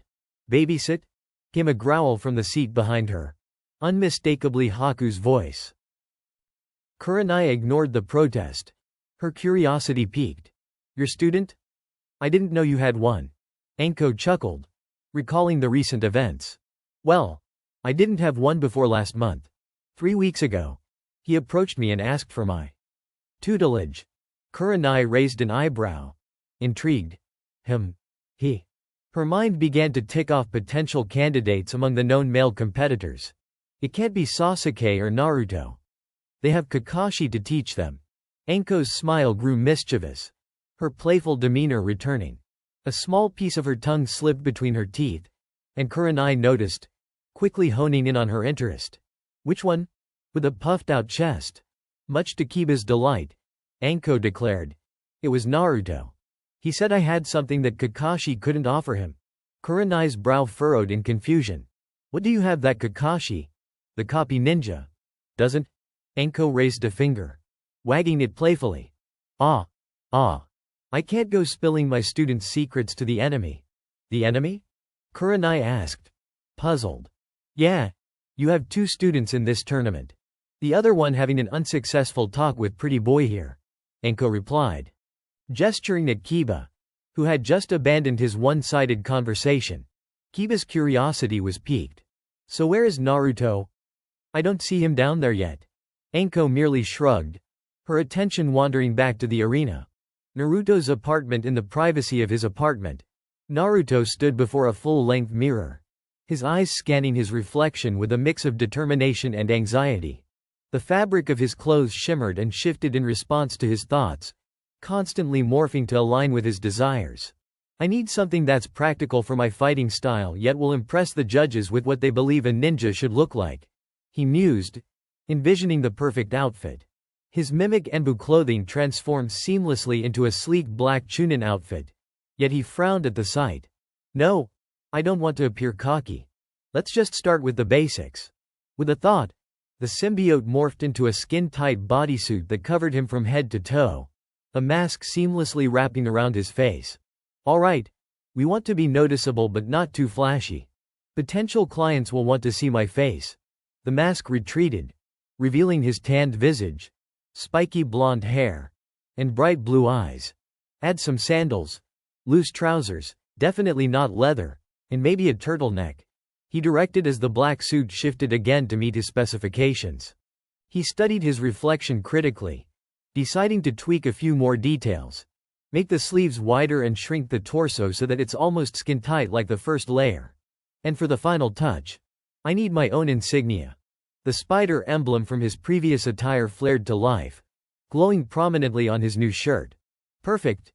And now for a touch of professionalism, he said, grabbing his leaf headband from the dresser and tying it securely around his forehead. The clock on the wall suddenly caught his eye, and a bolt of panic coursed through him. Shit. Only 5 minutes until the Chunin exams start. Without hesitation, Naruto leapt through his living room window, the thrill of the jump coursing through him as he soared through the air, reaching the stadium within minutes. He had arrived at the stadium, thanks to his acrobatic maneuvers, swinging, leaping, and what many called flying across the village. Standing outside the arena, he weighed his options. Should he make a flashy entrance or simply walk in? His desire to impress potential clients steered him toward the former. With a determined grin, he sprinted along the stadium wall, building up his speed. As he reached a fast enough pace, he shot a long thread of his symbiote to the top of the wall, using the momentum to swing forward. Realizing he needed a little more force to complete his swing, he kicked his feet forward, adding the necessary inertia. As he swung full circle, finding himself upside down, he let go at the peak of his swing, flying over the wall and toward the center of the arena. In that moment, he curled his arms and legs to his chest, spinning with the motion before landing gracefully on the ground, sliding several feet before finally coming to a halt in front of the other competitors. A chorus of applause erupted from the crowd, accompanied by impressed murmurs echoing through the stands. Naruto scanned the faces of the other contestants, seeking their reactions. Hinata, her cheeks flushed, was among those who clapped, her admiration evident. Gaara remained impassive, his siblings responding with mixed reactions. Kankuro appeared puzzled, while Tamari wore a look of mild shock. Shikamaru seemed indifferent, and Shino offered his usual stoic nod. Finally, his eyes landed on his first opponent, Lee, whose excitement radiated from him. Naruto chuckled at Lee's exuberance. Most would feel intimidated by his display and the fact that he was facing the formidable blonde first. But Naruto knew that Lee was no pushover in taijutsu, a skill both boys specialized in. On the stands, looks like he has the right idea, Anko murmured, her gaze fixed on Naruto as he basked in the crowd's applause. Kurenai nodded in agreement, but Kiba, confused, stared at Naruto, trying to understand. Right idea? What are you talking about? Anko remained silent for a moment, her eyes tracking Naruto's movements in the arena. The final part of the Chunin exams is held before several local and foreign nobles, which means potential clients for us. Naruto's new wardrobe aligns more closely with the expectations of what ninjas should look like. With a few alterations, the spider emblem on his shirt and his bright blonde hair will make it easier for the nobles to notice him. Meanwhile, the lightweight clothing helps the examiners take him more seriously. Add in his special entrance, and now he has everyone's attention. Kiba mulled over her words, grasping much of what she said, but some pieces still eluded him. So what's so important about gaining the noble's attention? He asked, curiosity lighting his eyes. Kurenai, keen to impart knowledge, took over the explanation. By gaining the noble's attention, Naruto has secured several possible clients. Even if he doesn't make Chunin, he will have multiple opportunities for missions, which will give him several chances to be promoted. Anko interjected. Before Kiba could voice another question, Kurenai continued. The more missions you perform, the more mission reports go into your file. If the Cage of the Village reviews your records and believes you're ready to become a Chunin, there's a possibility you could be given an alternative Chunin test. Kiba's eyes widened with excitement at the prospect of becoming a Chunin soon after the exams. Kurenai seized the moment to elaborate further. However, this alternative test is rare. It usually requires several high-ranking missions and compliments from clients or higher-ranked fellow ninjas before a cage will decide to review your files. In short, you would have to outperform most in your rank, earn the satisfaction of various clients, and gain the respect of your colleagues. Naruto has already impressed Asuma, who noted it in his mission report, which has been copied into Naruto's files. Kiba let out an impressed whistle. Damn, I didn't know mission reports were so important. Kurenai nodded. You should always provide detailed accounts when writing a mission report. A report can showcase if you've encountered notorious foreign ninjas, how you handled various situations, and more. Anko laughed heartily. Just don't go lying on your report. It's not hard for the Hokage to discover if you're fabricating stories. One way or another, he will find out. And when that happens, expect to lose your rank, at the very least. Kurenai confirmed Anko's warning with a nod as Kiba's eyes widened at the thought. Speaking of ranks, is it just me, or do you see Sasuke down there? Kiba suddenly asked, scanning the gathered competitors. Not yet, Kurenai replied, keeping her eyes fixed on the arena as they awaited the next arrival. Anko, her thoughts drifting back to the students she had observed, nodded. Don't worry. He'll probably show up fashionably late. Back in the arena, Naruto turned away from the crowd, shaking off the lingering excitement. He glanced over at the assembled ninjas who were his competition, all ready and waiting. His gaze fell upon Lee, whose face was brimming with eagerness, while the others remained stoic, almost calculating. Just as expected, he mused, forming a fist in determination. I need to keep my guard up around these guys. As he readied himself for the exam to officially begin, the air crackled with energy. The atmosphere shifted dramatically as the proctors stepped forward to address the competitors. Standing before them, Genma addressed the crowd, raising his voice above the noise. Welcome to the final round of the Chunin exams, he announced, and the crowd roared in response. Today, we will see the final battles to determine who will advance to the rank of Chunin. With that, Naruto felt a surge of adrenaline course through him. His mind focused solely on his upcoming matches, the roar of the crowd fading away as he concentrated on what lay ahead. As the proctors introduced the competitors, Naruto felt himself lock eyes with Lee, who was already bouncing on the balls of his feet, his enthusiasm palpable. "Let's do this," Naruto thought to himself, his resolve strengthened by the impending battles. Scene transition. Stadium entrance. Meanwhile, just outside the stadium, a shadow loomed. Sasuke stood at the entrance, breathless and exuding a sense of purpose as he finally entered the arena. "I'm not late," he muttered to himself, a fleeting smirk crossing his lips, pushing aside the lingering frustrations of the past. With one last glance at his teammates inside the arena, he stepped into the arena, ready to make his presence known. "Duck!" Kiba shouted, his voice rising above the cacophony of the audience as his gaze remained fixated on the battle unfolding in the arena. He could feel his heart racing with every clash of fists and feet, the energy of the crowd electrifying the atmosphere around him. Beside him, Haku sat in quiet concentration, his own focus unwavering as he absorbed every movement of the fighters. The air was thick with anticipation, and a thunderous boom resonated through the stadium as Lee's kick connected with Naruto's arm. "Leaf whirl." Lee began to announce his move, but his declaration was abruptly halted by his own shock. Instead of sending Naruto sprawling, Lee's kick merely caused him to lean slightly to the side, a testament to Naruto's unexpected resilience. With Lee's body still mid-flight, he had no time to react as Naruto's right fist smashed against the side of his face with a resounding crack. "Why didn't he duck?" Kiba asked, his brows knitted in confusion as he watched the spectacle before him. "Because it was unnecessary," Haku replied coolly, his gaze never wavering from the match.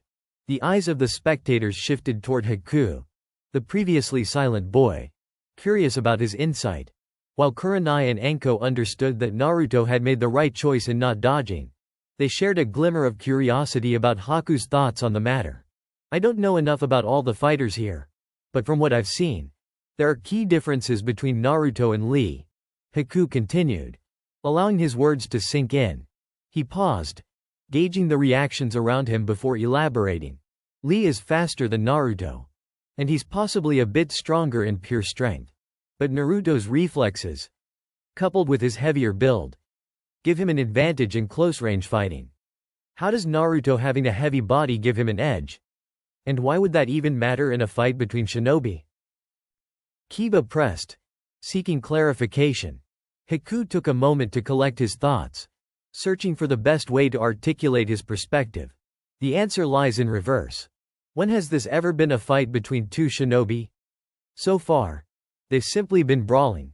As for Naruto's weight, it makes it harder for Lee's attacks to have an impact." Understanding dawned on Kiba's face as the realization struck him. "I see. So that's why he didn't dodge Lee's kick. Because he could withstand it, right?"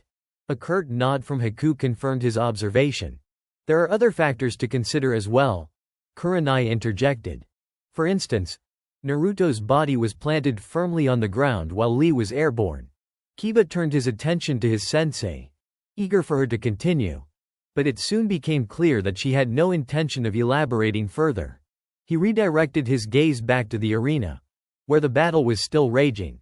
What Haku had pointed out became evident. Naruto stood relaxed, a few scuff marks marring his skin but otherwise seemingly unscathed. In stark contrast, Lee appeared to be the one taking a beating.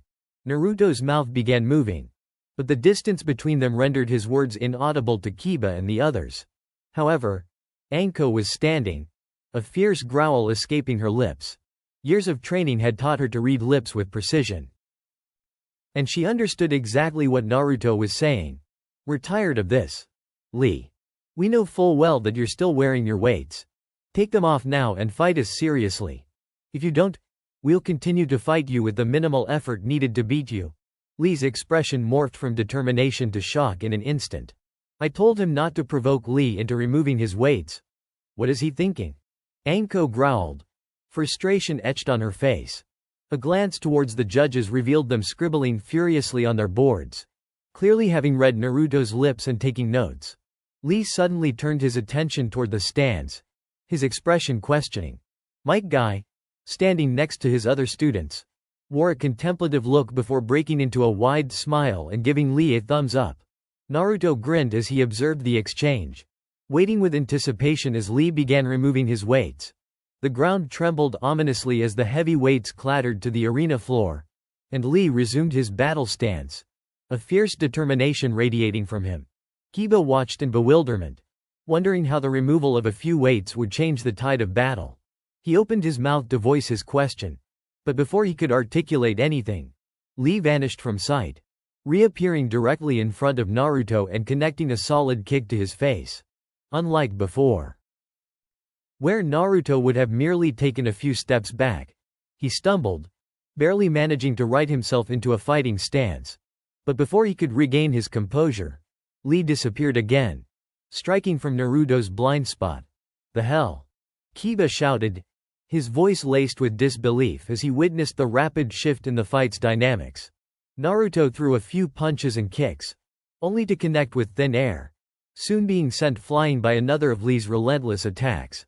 In the back of his mind, Kiba recalled Anko's warnings about the intense training Guy had subjected Lee to, alongside the weights he had trained with. Excitement surged within Naruto. The prospect of fighting someone his age who could truly challenge him was intoxicating. Yet even as Lee pummeled him mercilessly, Naruto refused to entertain the idea of losing. Once again, his instincts kicked in, and he leapt back just in time to avoid another swift blow from Lee, pressing his back against the arena wall for a moment of reprieve. With his arms in a tight guard before him, Naruto began to scan the ground for any signs of dust kicked up by Lee's rapid movements. That dust would be his only clue to Lee's location, and he planned to use it to his advantage. By placing his back against the wall, he ensured that Lee couldn't attack him from behind. Suddenly, all traces of dust disappeared, and Naruto narrowed his eyes, his senses on high alert. He hadn't even noticed Lee's next movement until he heard the air being sliced above him. Instinctively, he tilted his body just in time to receive only a glancing blow from Lee's downward kick, propelling himself away from danger. The ground crumbled beneath Lee's foot as it collided with it before the green-clad genin vanished once more. Now forced away from the wall, Naruto was subjected to a flurry of attacks from all directions. He utilized chakra to cling to the ground, helping him resist being knocked flat, though his body rocked side to side with the force of Lee's blows. A punch slipped through Naruto's defenses, sending his head spinning to the side as blood flew from his lips, the metallic taste mingling with the saltiness of sweat. "Gotta do something soon. Our body can only take so much." Despite the pain radiating through his form, Naruto focused on every detail, determined to observe everything his instincts and symbiote could perceive. One thing became apparent. Lee was not targeting his vital organs or focusing on any particular area. Naruto surmised this was likely due to the speed at which Lee was moving. His own vision was likely impaired. Another detail caught Naruto's attention. Lee was briefly visible during his attacks. This was an opening Naruto could exploit if only he didn't have to recover from the barrage of blows first. Most importantly, Naruto recognized that Lee was making a critical mistake. He was following a predictable pattern of attack. This revelation sparked hope in Naruto. He would have one chance, just one, to turn the match around. If he failed, he risked giving Lee the opportunity to exploit his own oversight or, worse, passing out from the toll the fight was taking on his body. He waited. More strikes came, leaving fresh bruises. But he remained vigilant. He needed to be absolutely sure about Lee's pattern. So much so that he closed his eyes, shutting out distractions that could mislead him. Suddenly, Naruto's eyes snapped open, and he made his move. The change happened so quickly that most of the audience could hardly comprehend it. One moment, Naruto was being battered mercilessly, and then, everything shifted. With a swift, fluid motion, Naruto ducked just as Lee appeared behind him, his fist extended and reaching over Naruto as his body soared through the air. Seizing the moment, Naruto spun in a precise 180 degrees, unleashing a forceful blow that echoed throughout the arena, akin to an implosion. The sound resonated, and the audience gasped in unison as Naruto's fist buried itself deep into Lee's ribs, the impact sending shockwaves through both combatants. After what felt like an eternity, Lee staggered backward, trembling, before collapsing onto his hands and knees. His expression one of raw agony, as though he were silently screaming.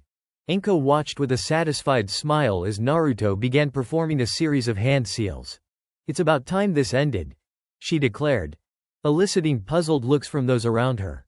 Instead of pressing Enko for an explanation, they turned back to the arena, where both Naruto and Lee stood, neither looking as if they should even be conscious, let alone upright. Lee was the first to attempt to move, but as he grabbed his side, he froze in place. Naruto, on the other hand, wore a knowing smile, laughter bubbling up in his throat. "You wanted to see what I could do, didn't you?"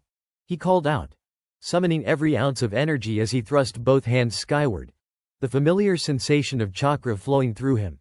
"Here it comes." "Oh no." Kiba gasped, sensing the danger in Naruto's words. "What is he planning?" Haku murmured, his brow furrowing in confusion. Kurenai's breath caught in her throat as the energy began to manifest around Naruto, twisting and spiraling into a massive orb of power, bright enough to illuminate the entire stadium. It was as if the very air was charged with anticipation. "Rasengan!" Naruto roared, the name erupting from his throat like a battle cry. The orb of energy condensing into a vibrant sphere that glowed ominously. The audience fell silent, every eye locked onto the unfolding scene. Tearing his kunai free, Kakashi yanked his kunai free from the body of a fallen sound ninja, his mind racing as he felt the cold steel slide free. The metallic scent of blood mingled with the acrid smoke of battle. But his thoughts were elsewhere, haunted by the reprimands he had received just minutes before. Was it truly a mistake to teach Sasuke the Chidori? The words of his students echoed in his mind, a relentless chorus of anger and disappointment. 23 minutes ago, you dumbass." The furious voice of Naruto cut through the chaos of the arena like a blade, snapping Kakashi from his reverie. He turned, only to see his male student, his first student, marching toward him, eyes blazing with frustration and fear. The sight of Naruto's indignant expression sent a jolt of anxiety through him. "We warned you about Gaara's status as a Jinchuriki so you could train him to survive the match, not so he could kill him." Naruto's voice trembled with the weight of his words, desperation lacing every syllable. Kakashi opened his mouth to defend his actions, but before he could utter a word, Enko's furious shout pierced the air once more, sharp and unyielding. "The punk has just gotten the curse mark. And what do? You give him an assassination jutsu? What were you thinking?" His throat tightened at her accusation, a bitter taste of regret settling in. Have you thought about what could happen if Sasuke actually kills Gaara?" Naruto's voice rose to a crescendo, his eyes wide with panic. "We don't even know if Gaara's seal would hold up after death. The last thing we need in this arena is a 4-story tall demon playing Godzilla with us." His words hung in the air, thick with dread, causing every ninja present to feel the gravity of the situation. Suddenly, a blood-curdling scream pierced the tension. "Blood? It's my bloodd." The shout came from the center of the arena, wrenching their attention away from their argument. There, they saw Sasuke, struggling against a swirling sphere of sand that had ensnared him. A look of pure terror etched across his features. As he pulled his arm free, they all caught sight of something monstrous. A bestial sand arm, twisted and grotesque, emerging from the depths of Gaara's defenses. With a final, desperate tug, Sasuke broke free, panting heavily as the sand retracted into the gaping hole it had formed. The audience gasped collectively, tension crackling like static in the air. But as Kakashi watched his student regain his footing, a sinking feeling weighed heavily in his gut. As the chaos unfolded, a sudden wave of energy washed over the arena, casting a shroud of genjutsu over the spectators. Several ninja began to form quick hand signs, dispelling the sleep-inducing jutsu. But Naruto, with the symbiote pulsing within him, remained alert and focused. "Looks like things are going to get hectic," he muttered, his eyes narrowing in determination. Present time outside the walls of Konoha, Naruto swung through the forest with a fluid grace, the thrill of adrenaline coursing through his veins. He abandoned stealth in favor of speed, propelled by the symbiote that enhanced his every movement. As he navigated the treetops, His mind raced. He had already passed Sasuke, who had received a head start, and the sound of distant chaos urged him on. Temari had set traps, he thought, feeling a grudging respect for the Sand Kunoichi. She was clearly fatigued from her previous battle, yet she had chosen to conserve her chakra, laying snares that forced Sasuke to tread carefully. Impressive, he acknowledged, though the reality remained. Temari was still an enemy. Despite this, Naruto was unwilling to let their conflict escalate further. With a mental note of gratitude, he redirected his focus to his true target, Gaara. Just then, Kankuro emerged, his puppet whirring ominously behind him. Naruto braced himself, ready for a fight that threatened to drain his energy further. A swift clash ensued, revealing Kankuro's surprising skill. But the puppet master proved more of a nuisance than a real threat. As he fought, the looming fear of failing to reach Gaara gnawed at him. Just as he was about to lose hope, Shino arrived. A quiet resolve etched on his face. "I've got this. Go after Gaara," he said, a hint of urgency in his tone. Grateful for the reprieve, Naruto continued his pursuit, eyes sharp and focused. A flash of red caught his attention, a large sand gourd. Finally, he thought, his pulse quickening. Letting go of his web, he propelled himself forward, tendrils of symbiote shooting out and securing themselves around a nearby tree branch just ahead of Gaara. As he approached, Gaara's senses prickled, the dark energy swirling around him like a storm. But before Gaara could react, Naruto's feet slammed into his back with a force that sent them tumbling off the branch. Naruto expertly shot another web-like tendril, guiding himself to safety. Gaara, however, hit the ground hard, the impact sending shockwaves through the earth. A sickening energy erupted from Gaara as he rose, the sand gourd on his back shifting ominously. The claw that had emerged from the orb during the Chunin exams reappeared, covering his left arm, while the sand began creeping up the side of his face, transforming him into a horrific visage. A demonic grin split across his features, a glowing yellow eye piercing through the chaos. "Yes, I and Mother have been waiting for you," Gaara hissed, his voice low and dangerous. "Let's see which of us can truly prove our existence." With that, he swung his sand-covered arm, unleashing a barrage of sand shurikens. Naruto barely managed to leap over them, but the momentum of the attack slashed 4 long gashes across his abdomen, pain exploding through him like fireworks. Ignoring the sting, Naruto retaliated with a powerful hook that connected with Gaara's exposed cheek. The impact resonated, causing Gaara to stagger back, momentarily disoriented. But that moment was fleeting. Naruto had to leap back as Gaara's claw began flailing unpredictably, the monstrous appendage cutting through the trees with ease, leaving nothing but splinters in its wake. Ducking under another wild swing, Naruto launched a series of punches and kicks, but each strike against the sand seemed to absorb the impact, leaving his limbs aching and vulnerable. "This sand is too dense," he realized, a sense of dread creeping in. "Attacking it does little damage and leaves me wide open." Frustration welled within him as Gaara leapt after him, and Naruto shifted tactics, using his symbiote tendrils to swing away, narrowly avoiding the claws that reached for him. But Gaara was relentless, utilizing the sand to propel himself, pulling branches toward him to gain speed. With a desperate determination, Naruto tried to close the distance, aiming to land a decisive blow. Just as he prepared to kick Gaara squarely in the face, he felt another surge of sand behind him, forcing him to leap to the side. Panting heavily, he managed to gain a moment's distance. But Gaara was relentless. A grotesque sand tail had formed, writhing in the air like a serpent, its purpose clear. More chaos was about to unfold. "Damn it! Just as I was getting used to the first one," he muttered under his breath, frustration palpable in the air. Gaara caught the agitation on Naruto's face and laughed, a chilling sound that echoed through the forest. "What's wrong, Uzumaki? You angry that you and your little friend can't beat me?" Faced with no choice, Naruto leapt back into the fray, flipping and dodging as he resumed his offensive. But fatigue began to gnaw at him, a creeping heaviness that clung to his limbs. The symbiote dulled the sting of his wounds, but it could not combat exhaustion. "I have plenty of chakra," he reminded himself, But even that reservoir was beginning to feel shallow. The idea of summoning his snakes flickered in his mind. But doubt followed closely behind. Could they withstand Gaara's onslaught? He wouldn't sacrifice them recklessly. Then a sharp whistling cut through the air, and both Naruto and Gaara turned to see Sasuke on the sidelines, launching a barrage of kunai and shuriken toward the redhead.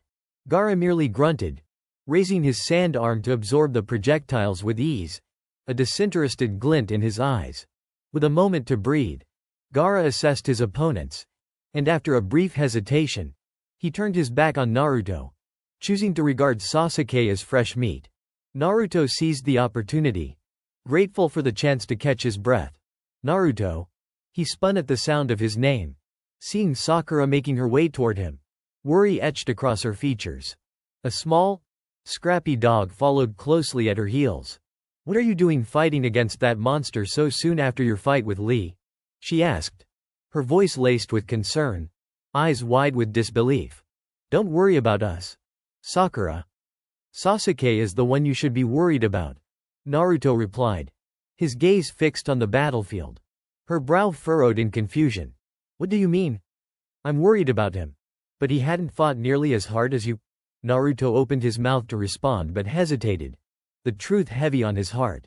He can't beat him, he thought, anxiety pooling in his stomach. Even if he is more rested, Sasuke doesn't know what he's truly up against.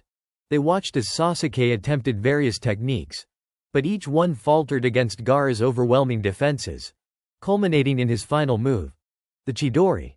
But even that seemed futile, only slicing through the sand claw, which promptly reformed, mocking Sasuke's efforts.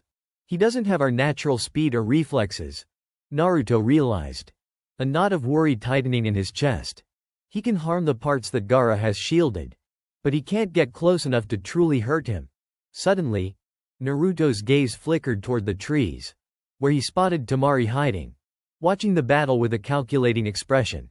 A surge of determination ignited within him. "Stay here, Sakura.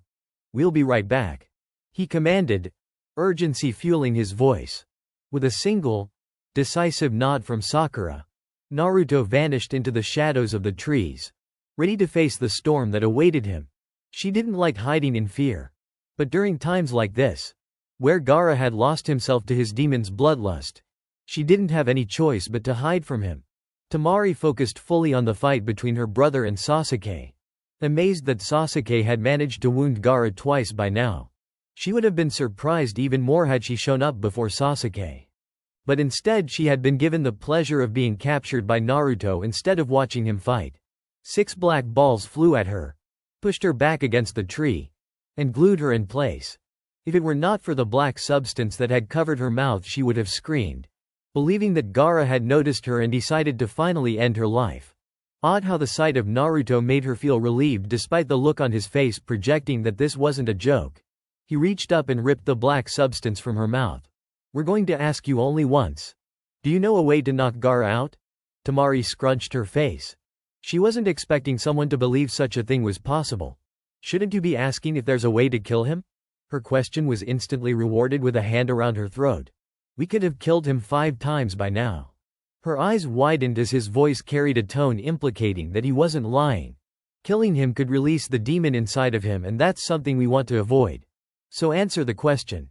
Naruto tightened his grip around Temari before releasing so she could speak. It took her a second to cough and regain her breath. But Temari eventually began speaking. "I don't know. This is the first time I've seen him actually hurt." Naruto cursed. He didn't detect any lies, and seeing as Gaara was a Jinchuriki, he didn't doubt that Gaara was rarely hurt. He was about to question her further. But the same dark energy he felt back in the Forest of Death appeared, and he turned to see Sasuke and Gaara standing onto 2 tree branches parallel to each other and facing the opposite direction. It was obvious that the two had performed some do-or-die moment and were simply waiting to feel the damage, if any, that were done to them. Gaara's sandarm fell off and Sasuke fell to his knees, covered in the strange flame markings as before.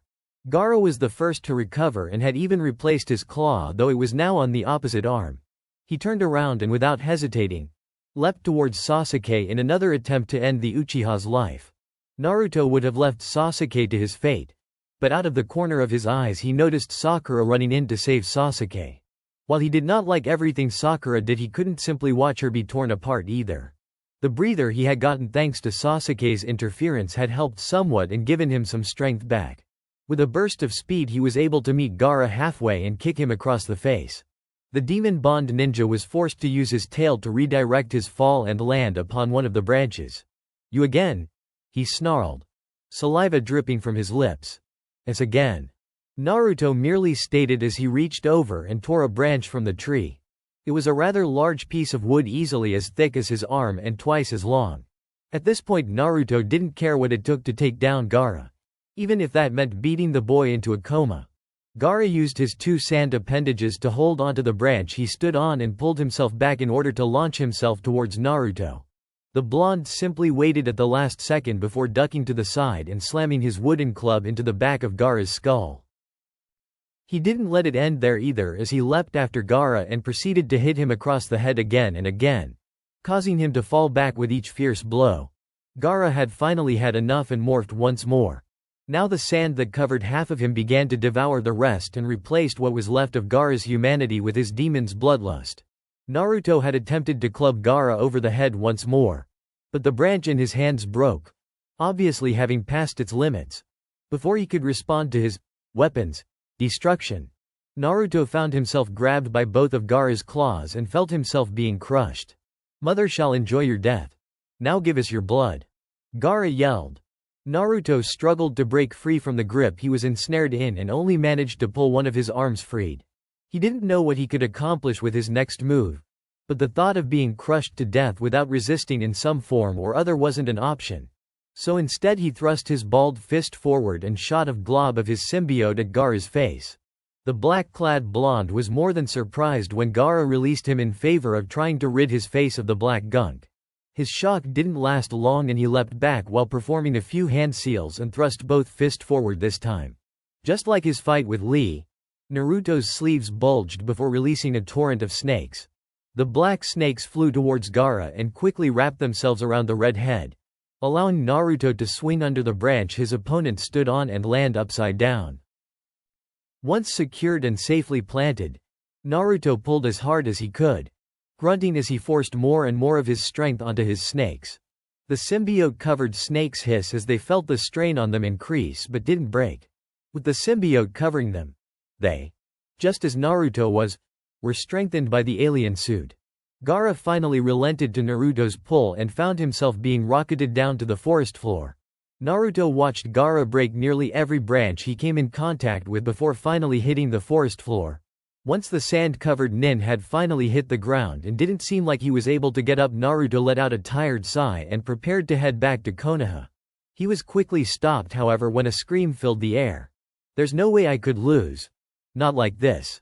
A large tower of sand quickly crawled towards the sky, destroying much in its way. A dust cloud had formed and blocked what the sand had formed, landing onto one of the few remaining trees that were closest to him. Naruto laid Temari onto the branch. During his moment of fleeing from the large quantity of sand, he noticed Temari still bound to a tree. Some form of guilt rose in him and he raced to free her from her bonds. His kind act had cost him though, and part of the sand wave had caught him, leaving several bloodied skid marks all over his body. Temari was too shocked by his chivalrous act and couldn't offer the thanks he deserved. His voice broke her out of her stupor and reminded her of the situation they were in. "Any chance you can offer any suggestions? 'Cause this is the worst possible outcome." Temari, shaking, followed Naruto's sight and found what she prayed she wouldn't. The dust cloud had dissipated and in its place was the one-tailed sand demon in all its glory. "You best get out of here. We can't protect you and ourselves," Naruto mentioned before jumping from the tree he was on and ricocheting off various trees as a flood of sand began to give chase to him. Naruto wasn't stupid. He knew he couldn't outrun the sand forever and decided to send a mental command to his symbiote. The right sleeve of his shirt rippled before crawling up his arm and exposing his skin. On his forearm were various seals, all meant for one thing: summoning. A digit of his left hand began to bleed thanks to the symbiote cutting him, and Naruto proceeded to wipe the blood down his arm and along the tattoo-like seal. Afterwards all he had to do was pump the necessary chakra and a plume of smoke similar to the dust cloud Gaara had created minutes earlier appeared. Gaara had ceased his attack on Naruto. Curious in what the blonde had brought forth to even the playing field. The cloud of smoke dissipated and revealed Naruto standing atop a large sapphire snake. The snake stared at the evenly sized one-tailed demon before hissing its protest. It's been ages since I've been summoned. And the first thing I find myself fighting is one of the tailed beast. Just shut it. You think we want to fight this thing any more than you do? Naruto bellowed back. Once more the richly blue snake hissed. I had heard we had a new summoner. But I hadn't realized he was one so young. As if our age has anything to do with our current predicament. Now are you going to help us out here or not? Naruto responded. The snake shook its head, forcing Naruto to cling to it with his chakra. There is no reason to respond so negatively. I was merely stating an observation of your age. As far as helping you, I see no problem with it. Might as well seeing as I've been summoned. Interesting. Gaara spoke from within his demon. Maybe for once, I can unleash my full power. Both the snake and his summoner quit their talk and looked towards the giant sand demon. A small spot in particular gathered their attention as they saw Gaara raising half of his body from it and began forming hand signs. Naruto stood on edge prepared for an attack to come forth while his summon merely flicked his forked tongue out. Gaara falling asleep wasn't what Naruto expected, but he instantly became aware of just how bad that was when the demon's true voice came out. Naruto's eyes opened slowly. The visage of a white ceiling confused him and the repetitive beeping off to his side annoyed him. He attempted to sit up but immediately abandoned the idea for the moment when pain racked his body. It was then that he remembered the end result from fighting Gaara. Remembered how his summon had helped him fight the giant sand demon Gaara had become and how he finally succeeded in waking Gaara only to knock him to a near unconscious state. Afterwards his summon returned to its home and he proceeded to move towards Gaara. He could still clearly recall Gaara fearfully screaming about his existence being destroyed along with the fact that Naruto's strength had to come from fighting for himself and the words of advice Naruto had given before passing out. He still didn't understand what had caused him to begin speaking. Do you really think we could have fought you if we were only fighting for ourselves? Gaara, it's only because we're fighting for those dear to us that we were able to drag ourselves out here and fight you to this point. We're exhausted and have been since the start of this fight. Anyone fighting for themselves would have passed out long ago in our condition. With his thoughts ending he tried once more to get up. Halfway succeeding before something pushed him back. Geez, stay down already. You've been knocked out for the last 2 days. Naruto snapped his head towards Anko. Bewildered by both the fact that he hadn't even sensed her and also that she was taking the time to visit him in the hospital. Hey Anko. What are you doing here? Naruto asked. Anko seemed to take his question as an insult. What? I can't visit a friend. Naruto quickly shook his head and corrected his mistake. No, of course you can visit us. He replied, feeling odd to be referred to as a friend. Anko chuckled. Well, I guess I have ulterior motives seeing as I don't want to help clean up the mess that invasion caused onto the village. Naruto began chuckling with her. Oh man. How much damage was caused? A few buildings flattened. Part of the main gate walls knocked down. Oh, and debris littering the streets. She stated nonchalantly. Naruto's laugh got even louder. Oh God. The old man must be buried in paperwork. Suddenly he found himself laughing alone and the fact wasn't missed on him. Anko? She didn't say anything and her silence only caused him to panic. Anko? What has happened? She still didn't answer him. Jumping up and out of his bed as if he wasn't critically injured. Naruto grabbed Anko by her trench coat and lifted her from her seat to bring her face to face. Anko, tell me now. What the hell has happened? He screamed to her face. Part of him knew the answer though the rest of him refused to believe it. Not until he heard it from someone's lips. 2 days later the weather seemed to reflect the mood cast upon the village and released several droplets of water from its darkened clouds. The funeral held for Sarutobi Hiruzen was visited by all except for Naruto. No, Naruto stayed as far away from the gathering as long as the numerous people were gathered around the grave. He refused to let anyone see him grieve. He was back in his leather jacket and pants and had several bandages wrapped around his face to cover his still recovering injuries. Once he was sure that all the villagers and ninja alike had left, he made his way towards the grave of one of the few people he had ever truly liked. Once he had arrived there, however, Naruto noticed that someone else had shared his plan. He did nothing to hide his presence and Anko heard him approaching, quickly wiping her tears away before facing him. Naruto turned around once more, respecting her right to grieve alone as much as he did, and began to leave. Naruto. Thanks, but I'm done. You can stay now. He didn't say a word and merely nodded. He made his way closer and closer to the center of where the funeral was held, trembling being the only sign of his true feelings. Anko watched him for a few minutes before leaving in a gust of leaves. The second she left, Naruto fell to his knees, his trembling turning into a tremor and the tears in his eyes began flowing freely down his face. A small book fell from the pocket of his jacket and landed against the muddy ground. The splash caused by the diary Sarutobi had left him in his will reminded Naruto of the real reason one of his closest and only friends had been taken from him and the world. Naruto shook once more, except this time it was out of hate and anger. The diary Sarutobi had left him was full of secrets about Konoha and his decisions he made in life. Sarutobi's gift to Naruto was all of Konoha and his secrets. It was easy for Naruto to see the trust he was given in receiving this gift. Naruto had spent the last 2 days reading over the book, as it was the only thing he could do to take his mind off of his despair. But now his despair was being replaced by rage. Rage at the fact that Sarutobi's decision to spare Orochimaru had been repaid by the very student to return and cause his demise. He picked up the book with shaking fingers and pocketed it back into his jacket before walking closer to the grave. Looking at the picture of the person he had so fondly called old man didn't help quell his rage. A metaphoric string in Naruto seemed to snap and he released his rage in the form of a roar, only stopping once he no longer had air to use. Orochimaru, we will make you pay. No, not just you. All missing nin. We shall become the poison to your traitorous ways. We will become Venom.